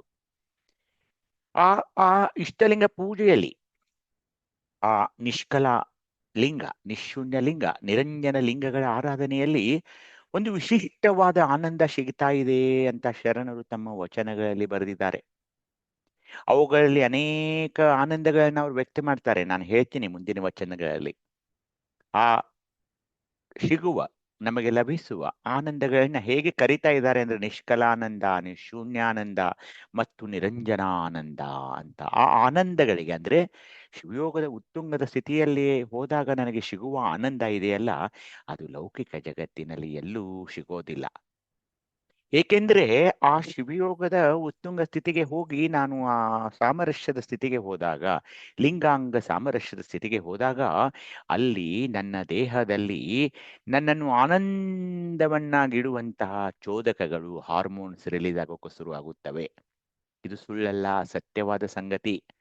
ಅದರ ಹೆಸರುಗಳು ಕನ್ನಡದಲ್ಲಿಲ್ಲ, ಆದರೆ ಇಂಗ್ಲಿಷ್ನಲ್ಲಿವೆ. ಡೋಪಾಮಿನ್ ಅಂತ, ಆಕ್ಸಿಟೋಸಿನ್, ಸಿರೋಟೋನಿನ್, ಎಂಡಾರ್ಫಿನ್ಸ್ ಅಂತ, ಹ್ಯಾಪಿ ಹಾರ್ಮೋನ್ಸ್ ಅಂತ ಕರೀತಾರೆ ಅವಕ್ಕೆ ಇಂಗ್ಲಿಷ್ನಲ್ಲಿ. ಆನಂದವನ್ನು ಕೊಡುವ ಚೋದಕಗಳು ಅಥವಾ ಹ್ಯಾಪಿ ಹಾರ್ಮೋನ್ಸ್ ಅಂತ. ಈ ಡೋಪಾಮಿನ್ ಅನ್ನೋದೇನು, ನನಗೆ ಉತ್ಸಾಹವನ್ನು ತಂದು ಕೊಡ್ತಾ ಇದೆ, ಕೆಲಸದಲ್ಲಿ ನನಗೆ ಆಸಕ್ತಿಯನ್ನು ಉಂಟು ಮಾಡ್ತಾ ಇದೆ, ಶಕ್ತಿಯನ್ನು ಕೊಡ್ತಾ ಇದೆ, ನಾನು ಹಿಡಿದ ಕಾರ್ಯವನ್ನ ಮುಗಿಸಲೇಬೇಕು ಎಂಬ ಛಲವನ್ನ ನನಗೆ ಕೊಡ್ತಾ ಇದೆ. ಹಾಗೇನೆ ನಾನು ಹೆಚ್ಚು ಹೆಚ್ಚು ಈ ಎಕ್ಸರ್ಸೈಸ್ ಮಾಡಬೇಕು, ವ್ಯಾಯಾಮಗಳನ್ನು ಮಾಡಬೇಕು, ಹಾಗೇನೆ ಮಧುರವಾದ ಈ ವಚನಗಳ ಗಾಯನವನ್ನ ಕೇಳಬೇಕು, ಸಂಗೀತವನ್ನ ಕೇಳಬೇಕು ಅನ್ನೋದಕ್ಕೆ ಹುರಿದುಂಬಿಸುತ್ತದೆ ಈ ಡೋಪಾಮಿನ್ ಅಂತ ಒಂದು ಹಾರ್ಮೋನು. ಇನ್ನೊಂದು ಹಾರ್ಮೋನು ಆಕ್ಸಿಟೋಸಿನ್ ಅಂತ ಇದೆ. ಅದೇನು, ಪರಸ್ಪರ ಎಲ್ಲರನ್ನು ನಾನು ಪ್ರೀತಿಸಬೇಕು, ಪ್ರಾಣಿಗಳನ್ನ ಪ್ರೀತಿಸಬೇಕು, ನನ್ನ ಕುಟುಂಬದ ಸದಸ್ಯರನ್ನ ಪ್ರೀತಿಸಬೇಕು, ಎಲ್ಲರನ್ನ ಅಪ್ಪಿಕೊಳ್ಳಬೇಕು, ಇವನಾರವ ಎಂದೆನಿಸದಿರಯ್ಯ ಅನ್ನೋ ವಚನ ಇದೆಯಲ್ಲ, ಅದಕ್ಕೆ ಬೇಕು ಈ ಆಕ್ಸಿಟೋಸಿನ್ ಹಾರ್ಮೋನು. ಸಿರೋಟೋನಿನ್ ಅನ್ನೋದು ಏನ್ ಮಾಡುತ್ತೆ ಗೊತ್ತಾ, ಅದು ನಾನು ಚೆನ್ನಾಗಿ ಈ ನಿಸರ್ಗವನ್ನ ನೋಡ್ತಾ ಸವಿಬೇಕು, ಲಿಂಗ ಧ್ಯಾನವನ್ನ ಮಾಡಬೇಕು, ಸಾತ್ವಿಕ ಆಹಾರವನ್ನ ನಾನು ಸೇವಿಸಬೇಕು ಅಂತ ನನಗೆ ನಿರ್ದೇಶನ ಕೊಡ್ತಾ ಇದೆ ಈ ಸಿರೋಟೋನಿನ್ ಅಂತ ಒಂದು ಚೋದಕ ಅಥವಾ ಹಾರ್ಮೋನು. ಎಂಡೋರ್ಫಿನ್ಸ್ ಅಂದ್ರೆ ಯಾವಾಗಲೂ ಒಂದು ಆನಂದಮಯ ಸ್ಥಿತಿಯಲ್ಲಿರೋದು, ಹಾಗೇನೆ ಕೆಲಸದಲ್ಲಿ ಮಗ್ನನಾಗಿರುವುದು, ಹೆಚ್ಚು ಹೆಚ್ಚು ಶ್ರಮವಾದ ಕೆಲಸಗಳನ್ನ ಮಾಡೋದು, ಹಾಗೇನೆ ಇಂತಹ ಒಂದು ಆನಂದ ಕೂಟಗಳಲ್ಲಿ ಅಂದರೆ ಶಿವಯೋಗದ ವರ್ಗಗಳಲ್ಲಿ ಭಾಗಿಯಾಗುವುದು, ಹಾಗೇನೆ ಎಲ್ಲರಲ್ಲಿಯೂ ದಯೆಯನ್ನ ತೋರಿಸೋದು. ಅದನ್ನ ಈ 4 ಹಾರ್ಮೋನುಗಳು ಹ್ಯಾಪಿ ಹಾರ್ಮೋನ್ಸ್ ಅಂತ ಕರೀತಾರೆ. ಡೋಪಾಮಿನ್, ಆಕ್ಸಿಟೋಸಿನ್, ಸಿರೋಟೋನಿನ್, ಎಂಡಾರ್ಫಿನ್ಸ್ ಇವೆಲ್ಲ ಈ ನಿಷ್ಕಲಲಿಂಗದ ಪ್ರಭಾವ ರೀ. ಹೀಗಾಗಿ ನಮಃ ಶಿವಾಯ ಓಂ ಬಸವ ಊಮ ನಿಷ್ಕಲಲಿಂಗಾಯ ನಮಃ, ನಿಷ್ಕಲಲಿಂಗಾಯ ನಮಃ, ನಿಷ್ಕಲಲಿಂಗಾಯ ನಮಃ ಅಂದು ಮತ್ತೆ ನಿಷ್ಕಲಲಿಂಗಕ್ಕೆ ಶರಣು ಶರಣಾರ್ಥಿ ಅಂದಾಗ ಭಾವಪೂರ್ಣವಾಗಿ ಭಾವದ ಒಳಗೆ ತುಂಬಿಕೊಂಡು ಅಲ್ಲಿ ಒಳಗಡೆ ಹೋಗಿ ಹೊರಗಿನ ದೃಷ್ಟಿಯನ್ನ ಇಷ್ಟಲಿಂಗದ ಮೇಲೆ ಇಟ್ಟು ಒಳಗಿನ ದೃಷ್ಟಿಯನ್ನ ಮಹಾಲಿಂಗದ ಮುಖಾಂತರ ನಿಷ್ಕಲಲಿಂಗದ ಮೇಲೆ ನಾನು ಕೇಂದ್ರೀಕೃತ ಮಾಡಿದಾಗ ನನ್ನ ಒಳಗೆ ಈ ನಾಲ್ಕು ಸಂತೋಷವನ್ನು ಕೊಡುವ, ಆನಂದವನ್ನು ಕೊಡುವ, ನಿಷ್ಕಲಾನಂದವನ್ನು ಕೊಡುವ ಚೋದಕಗಳು ಅಥವಾ ಹಾರ್ಮೋನ್ಸ್ಗಳು ರಿಲೀಸ್ ಆಗ್ತಾ ಇವೆ ಈ ಶಿವಯೋಗದಲ್ಲಿ. ಆ ಆನಂದಗಳನ್ನ ನಮ್ಮ ಬಾಲಸಂಗಯ್ಯ ಅಪ್ರಮಾಣ ದೇವರು ಹೇಗೆ ಹೇಳಿದ್ದಾರೆ ಅಂದ್ರೆ, ನಾನು ಇಡೀ ವಚನವನ್ನ ಹೇಳೋದಿಲ್ಲ, ಅವರ ವಚನಗಳಲ್ಲಿ ಬರುವ ಈ ಶಿವಯೋಗದಲ್ಲಿ ನಮಗೆ ಲಭಿಸುವ ಅನೇಕ ಆನಂದಗಳನ್ನು, ಒಂದು ದೀರ್ಘವಾದ ವಚನವಿದೆ, ಅಲ್ಲಿಯ ಬರೀ ಆನಂದಗಳು ಯಾವ ರೀತಿಯಲ್ಲಿವೆ ನೋಡಿ ನೀವೇ. ಅದನ್ನ ನಾನು ಪೂರ್ತಿ ವಚನವನ್ನ ಹೇಳೋಲ್ಲ. ಈ ಶಿವಯೋಗದಲ್ಲಿ ನಿಮಗೆ ಯಾವ ಆನಂದಗಳು ಸಿಗ್ತಾ ಇವೆ, ಅನೇಕ ಆನಂದಗಳನ್ನ ಅಂದ್ರೆ ಬಸವ ಓಂ ನಮಃ ಶಿವಾಯ ಅಂತ ಅದೇನು ನಾವು ಪ್ರಣವನ್ನ ಪಠಿಸ್ತೀವಲ್ಲ, ನಮಗೆ ಸಿಗುವ ಆನಂದಗಳು ಯಾವುವು ಅನ್ನೋದನ್ನ ಬಾಲಸಂಗಯ್ಯನವರು ಹೇಳ್ತಿದ್ದಾರೆ. ದಿವ್ಯಾನಂದ, ಅಮಲಾನಂದ, ಸಹಜಾನಂದ, ಆನಂದ, ಅಖಂಡಾನಂದ, ಚಿದಾನಂದ, ನಿತ್ಯ ನಿಜಾನಂದ, ಸಚ್ಚಿದಾನಂದ, ಪರಮಾನಂದ, ನಿರಂಜನಾನಂದ, ಮಹದಾನಂದ, ಹೀಗೆ ಅನೇಕ ಆನಂದಗಳನ್ನು ಹೇಳಿ ಈ ಇಡೀ ವಚನ ಪ್ರಣವದ ಬಗ್ಗೆ ಹೇಳ್ತಾ ಇದೆ. ಪ್ರಣವ ಅಂದ್ರೆ ಏನು, ಪ್ರಣವದ ಏನೇನಿದೆ, ಪ್ರಣವ ಬರೀ ನೀವು ಓಂ ಅಂದಾಗ ಏನೇನಾಗುತ್ತದೆ ಅಂದ್ರೆ ಇಡೀ ಆ ಪರಮಾತ್ಮನ ದೇಹದಲ್ಲಿ ಅದು ಆ ಪರಮ ಇದೆ, ಆ ಪ್ರಣವದ ಒಂದು ವ್ಯಾಪಕತ್ವ ಇದೆ ಅನ್ನೋದನ್ನ ಈ ವಚನ ಹೇಳ್ತಾ ಇದೆ. ಅದು ಆ ಪ್ರಣವನಲ್ಲಿ ಎಲ್ಲವೂ ಇದೆ. ನಮಃ ಶಿವಾಯ ಓಂ ಬಸವ ಅಂದಾಗ ಅದರ ಗರ್ಭದಲ್ಲಿ ಏನೇನಿದೆ ಅಂತ, ಅಲ್ಲಿ ಅಕ್ಷರಗಳು, ಅಲ್ಲಿ ಜ್ಞಾನತ್ರಯಗಳು, ಅಲ್ಲಿಯ ಒಂದು ತತ್ವಮಶಿ ಅನ್ನೋದು, ಹಾಗೇನೆ ಬ್ರಹ್ಮ, ವಿಷ್ಣು, ಈಶ್ವರ, ಅನೇಕ ಮಹೇಶ್ ಎಲ್ಲವನ್ನ ಹೇಳ್ತಾ ಹೋಗ್ತಾರೆ ಅವರು. ಬ್ರಹ್ಮಾಂಡಗಳು, ವ್ಯೋಮಾತೀತ ಪ್ರಣವ, ಹೀಗೆ ಆ ಇಡೀ ಪರಮಾತ್ಮನ ದೇಹವೇ ಆ ಪ್ರಣವದಲ್ಲಿ ಅಡಗಿದೆ ಅಂತ ಅನೇಕ ಆನಂದಗಳನ್ನ ಅವರು ಹೇಳ್ತಾರೆ. ಕಲಾನಂದ, ಬ್ರಹ್ಮಾನಂದ, ನಿಶಬ್ದಾನಂದ, ಹೀಗೆ ಅನಂತ ಕೋಟಿ ಪ್ರಣವಂಗಳನ್ನೊಳಗೊಂಡಿವ ಮಹಾಭೂತ ಪ್ರಣವವೇ ಆ ಅಖಂಡ ಮಹಾಮೂಲ ಸ್ವಾಮಿಯ ಶೃಂಗಾರ ನೋಡ ಅಂತ ಕೊನೆಯಲ್ಲಿ ಹೇಳ್ತಿದ್ದಾರೆ. ಈ ಇಡೀ ವಚನ ದೀರ್ಘವಾಗಿದ್ರೂ ಕೂಡ ಶಿವಯೋಗದ ನಂತರ ನಿಮಗೆ ಯಾವ ಯಾವ ಆನಂದಗಳು ಲಭಿಸ್ತಾ ಇವೆ, ನೀವು ಯಾವ ಆನಂದಗಳಲ್ಲಿ ಮುಳುಗೋರಿದ್ದೀರಿ ಅನ್ನೋದನ್ನ ಈ ವಚನ ಹೇಳ್ತಾ ಇದೆ ಬಂಧುಗಳೇ. ಹೀಗಾಗಿ ಬ್ರಹ್ಮರಂಧ್ರದಲ್ಲಿರುವ ಸಹಸ್ರಾರ ಚಕ್ರದಲ್ಲಿರುವ ಈ ಒಂದು ನಿಷ್ಕಲ ಲಿಂಗದ ಆರಾಧನೆಯಿಂದ ಕಣ್ಣು ಮತ್ತು ತಲೆಯ ಚಲನೆಗಳು ಸರಾಗವಾಗ್ತಾ ಇವೆ. ನಿಮ್ಮ ವರ್ತನೆ ಭಾವನೆಗಳು ಅವು ಸದ್ವರ್ತನೆ ಸದ್ಭಾವನೆಗಳಾಗಿ ಪರಿವರ್ತಿತವಾಗ್ತಾ ಇವೆ. ಹಾಗೇನೆ ನಿಮ್ಮ ಶಬ್ದಗಳು ಅವು ಶಿವ ಶಬ್ದಗಳಾಗ್ತಾ ಇವೆ. ನಿಶೂನ್ಯಲಿಂಗ ಅಂದ್ರೆ ಶಿಖಾಚಕ್ರದಲ್ಲಿರುವ ನಿಶೂನ್ಯಲಿಂಗದಿಂದ ನಿಮ್ಮ ಶ್ರವಣ ದೇಹದ ಚಲನೆಗಳು ಸಂವೇದನೆಗಳು ಕೂಡ ಅಲ್ಲಿ ಅವು ಚೈತನ್ಯಾತ್ಮಕ ಶಕ್ತಿಯಿಂದ ಅವು ಹೆಚ್ಚು ಹೆಚ್ಚು ಪ್ರಭಾವಶಾಲಿಯಾಗ್ತಾ ಇವೆ. ನಿರಂಜನ ಲಿಂಗ ಅಲ್ಲಿ ದೃಷ್ಟಿ ಇದೆ, ದೃಷ್ಟಿಯ ಕೇಂದ್ರ. ನೀವು ಕಣ್ಣಿನಲ್ಲಿ ಏನ್ ನೋಡ್ತೀಯೋ ಅದು ನಾನು ಮತ್ತೆ ಅಲ್ಲಿ ಬರ್ತೀನಿ ಅದನ್ನ ಹೇಳುವಾಗ ನಿರಂಜನ ಲಿಂಗಕ್ಕೆ ಬಂದಾಗ. ನಿರಂಜನ ಲಿಂಗದಲ್ಲಿ ಏನಾಗುತ್ತೆ ಅಂದ್ರೆ ದೃಷ್ಟಿಗೋಚರ, ದೃಶ್ಯವನ್ನ ಸರಿಯಾಗಿ ಕಾಣಿಸೋದು. ಅನುಲಿಂಗ ಅಂದ್ರೆ ನೀವು ಇಷ್ಟಲಿಂಗ ಪೂಜೆಗೆ ಕೂತ್ಕೊಳ್ಬೇಕಾದ್ರೆ ಬೆನ್ನೆಲುಬನ್ನ ನೇರವಾಗಿ ಇಟ್ಟುಕೊಂಡು ಅದನ್ನ ಮಾಡೋದಿದೆಯಲ್ಲ, ಅದಕ್ಕೆ ಈ ಅನುಲಿಂಗ ಬೇಕೇ ಬೇಕು. ಏಕೆಂದ್ರೆ ಆ ಸಮತೋಲನ ಮತ್ತು ಬೆನ್ನಿನ ಕುತ್ತಿಗೆಯ ಸ್ನಾಯುಗಳ ಒಂದು ಸಮನ್ವಯತೆ ಈ ಅನುಲಿಂಗದಿಂದ ಆಗ್ತಾ ಇದೆ ಬಂಧುಗಳೇ. ಹೀಗಾಗಿ ಬ್ರಹ್ಮರಂಧ್ರದಲ್ಲಿಯ ಒಂದು ನಿರಂಜನ ಲಿಂಗ ನೋಡಿ, ಇದು ಇಲ್ಲಿ ನೋಡಿ, ಇಲ್ಲಿ ಎಲ್ಲ ಇದು ಪೀನಿಯಲ್ ಗ್ಲ್ಯಾಂಡ್. ನೀವು ಮೆಲೆಟಾನಿನ್ ಬಗ್ಗೆ ಅದು ಸ್ರವಿಸುತ್ತೆ ಅಂತ ಹೇಳಿದ್ವಿ ನಿಮಗೆ. ಈ ಬ್ರೈನ್ ನಲ್ಲಿ ನಿಷ್ಕಲಾನಂದ ಪೂಜೆಯಿಂದ ನಿಷ್ಕಲ ಬ್ರಹ್ಮರಂಧ್ರದಲ್ಲಿಯೇ ಇದು ನಿಷ್ಕಲ ಲಿಂಗ ಆಗಬೇಕಾಗಿತ್ತು, ಇಲ್ಲಿ ತಪ್ಪಾಗಿದೆ, ಕ್ಷಮಿಸಬೇಕು. ನಿಷ್ಕಲ ಲಿಂಗದಿಂದ ಪೂಜೆಯಿಂದ ಅಲ್ಲಿ ಏನಾಗ್ತಾ ಇದೆ ಅಂದ್ರೆ ಅನೇಕ ಆಗ್ಲೇ ಹೇಳಿದ ಹಾಗೆ ನಮ್ಮ ಒಂದು ಚೋದಕಗಳು ಹಾರ್ಮೋನ್ಗಳು ಅಲ್ಲಿ ಸ್ರವಿಸಲ್ಪಡ್ತಾ ಇವೆ. ಹೀಗೆ ನೀವು ದಿನನಿತ್ಯ ಇಷ್ಟಲಿಂಗ ಪೂಜೆಯನ್ನು ಮಾಡ್ಕೊಳ್ಳೋದ್ರಿಂದ ಏನಾಗುತ್ತೆ ಅಂದ್ರೆ ಸಂಬಂಧಗಳ ಸುಧಾರಣೆ, ಪರಸ್ಪರ ಸಂಬಂಧಗಳು ಕುಟುಂಬದಲ್ಲಿರಬಹುದು, ಸಮಾಜದಲ್ಲಿರಬಹುದು, ಎಲ್ಲ ಮನೆಯಲ್ಲಿಯ ಸಂಬಂಧಗಳ ಸುಧಾರಣೆ ಆಗ್ತಾ ಇದೆ. ಸಂತಾನೋತ್ಪತ್ತಿಗೂ ಕೂಡ ಇದು ಬಹಳ ಸಹಕಾರಿಯಾಗಿದೆ. ದೇಹದಲ್ಲಿ ನೀರಿನ ಸಮತೋಲನ, ದೇಹದಲ್ಲಿ ಉಷ್ಣತೆಯ ಸಮತೋಲನ, ಹಸಿವು ನಿಯಂತ್ರಣ ಮಾಡೋದು, ನೀರಡಿಕೆ ನಿಯಂತ್ರಣ ಮಾಡೋದು, ರಕ್ತದೊತ್ತಡವನ್ನ ನಿರ್ವಹಣೆ ಮಾಡೋದು, ನಿದ್ರೆ ಕೂಡ ನಿಯಂತ್ರಣವಾಗ್ತಾ ಇದೆ. ಹಾಗನೇ ಭಾವನೆಗಳು ಕೂಡ ಸದ್ಭಾವನೆಗಳಾಗಿ ಪರಿವರ್ತಿತವಾಗ್ತಾ ಇವೆ ಬ್ರಹ್ಮರಂಧ್ರದ ನಿಷ್ಕಲಲಿಂಗ ಅರ್ಚನೆಯಿಂದ ಅಥವಾ ಆರಾಧನೆಯಿಂದ. ಹೀಗಾಗಿ ಅದು ಎಲ್ಲಿದೆ? ಬ್ರಹ್ಮರಂಧ್ರದಲ್ಲಿರುವ ಲಿಂಗ ನಿಷ್ಕಲಲಿಂಗ, ಅದುವೇ ಇಷ್ಟಲಿಂಗ, ಅದುವೇ ಆಚಾರಲಿಂಗ ಮತ್ತು ಗುರುಲಿಂಗಗಳ ಸಂಗಮವಾಗಿದೆ ಅನ್ನೋದನ್ನ ತಾವು ಎಂದಿಗೂ ಮರೆಯಬಾರದು. ಹೀಗಾಗಿ ರಕ್ತದೊತ್ತಡ, ನಿದ್ರೆ ಇವು ಎಲ್ಲವನ್ನ ನಿರ್ವಹಣೆ ಮಾಡೋದು ಈ ನಿಷ್ಕಲಲಿಂಗದ ಒಂದು ಕರ್ತವ್ಯವಾಗಿದೆ. ಈ ಮಸ್ತಿಷ್ಕಗಳಲ್ಲಿರುವ ಲಿಂಗಗಳು ನಿಷ್ಕಲಲಿಂಗ, ನಿಶೂನ್ಯಲಿಂಗ, ನಿರಂಜನ ಲಿಂಗಗಳಿಂದ ಎಸ್ಪೆಷಲಿ ಈ ನಿಷ್ಕಲ ಲಿಂಗದ ಆರಾಧನೆಯಿಂದ ಏನಾಗುತ್ತೆ ಅಂದ್ರೆ ಅದರಲ್ಲಿ 4 ಈ ಮುಂದಿನ ಮೆದುಳಿನಲ್ಲಿ ಅಥವಾ ಈ ಮೆದುಳಿನಲ್ಲಿ ಅನೇಕ ಭಾಗಗಳಿವೆ. ಆದರೆ ನಾನು ನಿಮಗೆ ಅರ್ಥವಾಗಲೆಂದು ಒಂದು ಪ್ರೀಫ್ರಾಂಟಲ್ ಕಾರ್ಟೆಕ್ಸ್ ಅಂತ ಬರುತ್ತೆ, ಅಮಿಗ್ಡಲಾ ಅಂತ ಬರುತ್ತೆ, ಇನ್ಸುಲಾ ಅಂತ ಬರುತ್ತೆ, ACC ಅಂತ ಬರುತ್ತೆ. ಅಂದ್ರೆ ಎಂಟೀರಿಯರ್ ಸಿಂಗ್ಯುಲೇಟ್ ಕಾರ್ಟೆಕ್ಸ್ ಅಂತ ಇದೆ. ಅದು ವಿವಿಧ ಭಾಗಗಳು ಮೆದುಳಿಂದು. ಅದಿರ್ಲಿ, ಇಲ್ಲಿ ಏನಾಗುತ್ತೆ ಈ ಮಸ್ತಿಷ್ಕ ಲಿಂಗಗಳ ಅರ್ಚನೆಯಿಂದ ಅಥವಾ ಆರಾಧನೆಯಿಂದ ಏನಾಗುತ್ತೆ ಅಂದ್ರೆ ನೀವು ಯೋಗ್ಯ ನಿರ್ಣಯವನ್ನ ತೆಗೆದುಕೊಳ್ತೀರಾ. ಅಂದ್ರೆ ಈಗ ನನಗೊಂದು ಅವಕಾಶ ಬಂದಿದೆ ಅಂತ ಇಟ್ಕೊಳ್ಳಿ, ಯಾರೋ ಒಬ್ರು ನಂಗೆ ಲಂಚ ಕೊಡೋಕ್ ಬಂದಿದ್ದಾರೆ, ಆ ಲಂಚ ನಾನು ತಗೊಳ್ಬೇಕೋ ಬೇಡೋ ಆ ನಿರ್ಣಯವನ್ನ ನೀವು ತಗೋತೀರಿ ನಿಷ್ಕಲ ಲಿಂಗದಲ್ಲಿ. ಅದರಿಂದ ಆಗೋ ದುಷ್ಪರಿಣಾಮಗಳು ಯಾವುವು ಅಂದ್ರೆ ಯಾವುದೇ ನಿಮ್ಮ ಸಮಸ್ಯೆ ನಿಮ್ಮ ಮುಂದೆ ಬಂದಾಗ ಒಂದು ಯೋಗ್ಯವಾದ ನಿರ್ಣಯವನ್ನ ನೀವು ತೆಗೆದುಕೊಳ್ಳೋಕೆ ಈ ಲಿಂಗಗಳ ಅರ್ಚನೆ ಆರಾಧನೆ ಬಹಳ ಒಂದು ನಿರ್ಣಾಯಕ ಮಟ್ಟಕ್ಕೆ ನಿಮ್ಮನ್ನು ಒಯ್ತಾ ಇವೆ. ಹಾಗೇನೆ ಈಗ ನೀವು ಕುಳಿತುಕೊಂಡು ಇವತ್ತಿನ ಶಿವಾನುಭವ ಒಂದು ವರ್ಗವನ್ನು ಕೇಳ್ತಾ ಇದ್ದೀರಿ, ಅದು ಏಕಾಗ್ರತೆಯಿಂದ ನೀವು ಕೇಳ್ತೀರಿ. ಆ ಏಕಾಗ್ರತೆ ಕೂಡ ಕೊಡೋದು ಕೂಡ ಈ ಲಿಂಗಗಳೇ. ಹಾಗೇನೆ ನಿಮ್ಮ ಜಾಣ್ಮೆ ನಾವು ಉತ್ಕೃಷ್ಟವಾಗಿ ಮಾಡ್ತಾ ಇವೆ, ನಿಮಗೆ ಸಿಗುವ ಒಂದು ಶಿವಜ್ಞಾನವನ್ನು ನಾವು ಹೆಚ್ಚಿಸುತ್ತವೆ. ಹಾಗೇನೆ ಒಂದು ತರಹದ ನಿರ್ಭಯತೆ, ಯಾರಿಗೂ ಹೆದರೋದು ಬೇಕಾಗಿಲ್ಲ. ಭಯದಿಂದ ನಾವು ನಿರ್ಮುಕ್ತರಾಗಿ ಆರಾಮಾಗಿ ಚೆನ್ನಾಗಿ ಬಾಳೋದನ್ನ ಇದು ಕಲಿಸ್ತಾ ಇದೆ ಈ ಲಿಂಗಗಳ ಅರ್ಚನೆ. ಹಾಗೇನೆ ಆತ್ಮನಿರ್ಭರತೆ, ನಾನು ಬೇರೆಯವರ ಮೇಲೆ ಹೆಚ್ಚು ಅವಲಂಬಿತವಾಗಿರದೆ ನನ್ನ ಕೆಲಸಗಳನ್ನೆಲ್ಲ ನಾನೇ ಮಾಡ್ಕೊಳ್ತೀನಿ, ನನಗೆ ಬೇಕಾದ ವಸ್ತುಗಳನ್ನ ನಾನೇ ಶೇಖರಣೆ ಮಾಡ್ಕೊಳ್ತೀನಿ, ಬೇರೆಯವರ ಮೇಲೆ ಆದಷ್ಟು ಮಟ್ಟಿಗೆ ನಾನು ಅವಲಂಬಿತವಾಗಿರೋದಿಲ್ಲ. ಆ ಒಂದು ಆತ್ಮನಿರ್ಭರತೆಯ ಶಕ್ತಿಯನ್ನ ಈ ಮಸ್ತಿಷ್ಕ ಲಿಂಗಗಳ ಅರ್ಚನೆ ನಮಗೆ ಕೊಡ್ತಾ ಇದೆ ಬಂಧುಗಳೇ. ಹಾಗೇನೆ ಈ ಲಿಂಗಗಳ ಅರ್ಚನೆಯಿಂದ ನಿಮ್ಮಲ್ಲಿ ಒಂದು ಶಿಸ್ತಬದ್ಧವಾದ ಜೀವನ ನಿರೂಪಿಸಲ್ಪಡ್ತಾ ಇದೆ. ಬೆಳಿಗ್ಗೆ ಬೇಗ ಏಳಬೇಕು, ಇಷ್ಟಲಿಂಗ ಪೂಜೆಯನ್ನ ಮಾಡಿಕೊಳ್ಳಬೇಕು.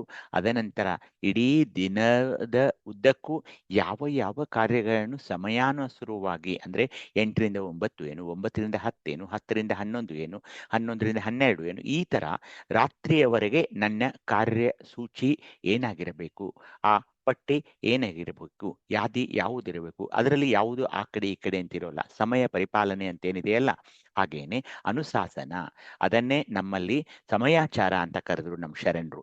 ಇದನ್ನೆಲ್ಲ ಈ ಲಿಂಗಗಳು ನಮಗೆ ಕಲಿಸಿಕೊಡ್ತಾ ಇವೆ ಬಂಧುಗಳೇ. ಹೀಗಾಗಿ ಈ ನಿಷ್ಕಲಲಿಂಗ, ನಿಶೂನ್ಯಲಿಂಗ, ನಿರಂಜನಲಿಂಗ, ಅನುಲಿಂಗದ 4 ಲಿಂಗಗಳನ್ನ ಅಷ್ಟೇ ಪರಿಪೂರ್ಣವಾಗಿ ಮಹತ್ವವಂತ ಅರಿತು ಅವುಗಳ ಬಗ್ಗೆನೂ ಅಭ್ಯಸನ ಮಾಡಿ ವಚನಗಳನ್ನ ರಚಿಸಿ ನಮಗೆ ದಯಪಾಲಿಸಿ ಹೋಗಿದ್ದಾರೆ ನಮ್ಮ ಶರಣರು.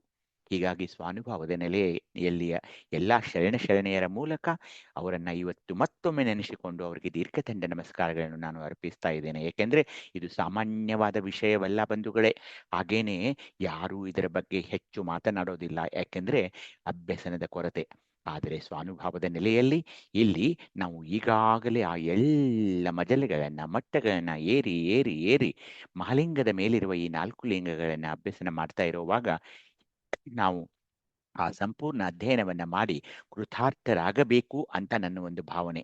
ಹೀಗಾಗಿ ನಾವೆಲ್ಲರೂ ಇವು ಏನು ಕೊಟ್ಟಿದ್ದಾರೆ, ಯಾಕೆ ಲಿಂಗಗಳಿವೆ, ನನಗೇನು ಅದರಿಂದ ಲಾಭಗಳು, ಯಾವ ಪ್ರಯೋಜನಗಳಿವೆ ಅನ್ನೋದನ್ನ ಅರಿಯದೇ ಹೋದ್ರೆ ತಪ್ಪಾದೀತು. ಹೀಗಾಗಿ ಸ್ವಲ್ಪ ಕಠಿಣವನಿಸಿದ್ರು ಕೂಡ ಈ ಮೆದುಳಿನಲ್ಲಿ 4 ಲಿಂಗಗಳನ್ನು ಕೊಡುವ ಅವಶ್ಯಕತೆಯಾದರೂ ಏನಿತ್ತು ಅನ್ನೋದನ್ನ ಅರಿತುಕೊಳ್ಬೇಕು. ಒಂದು.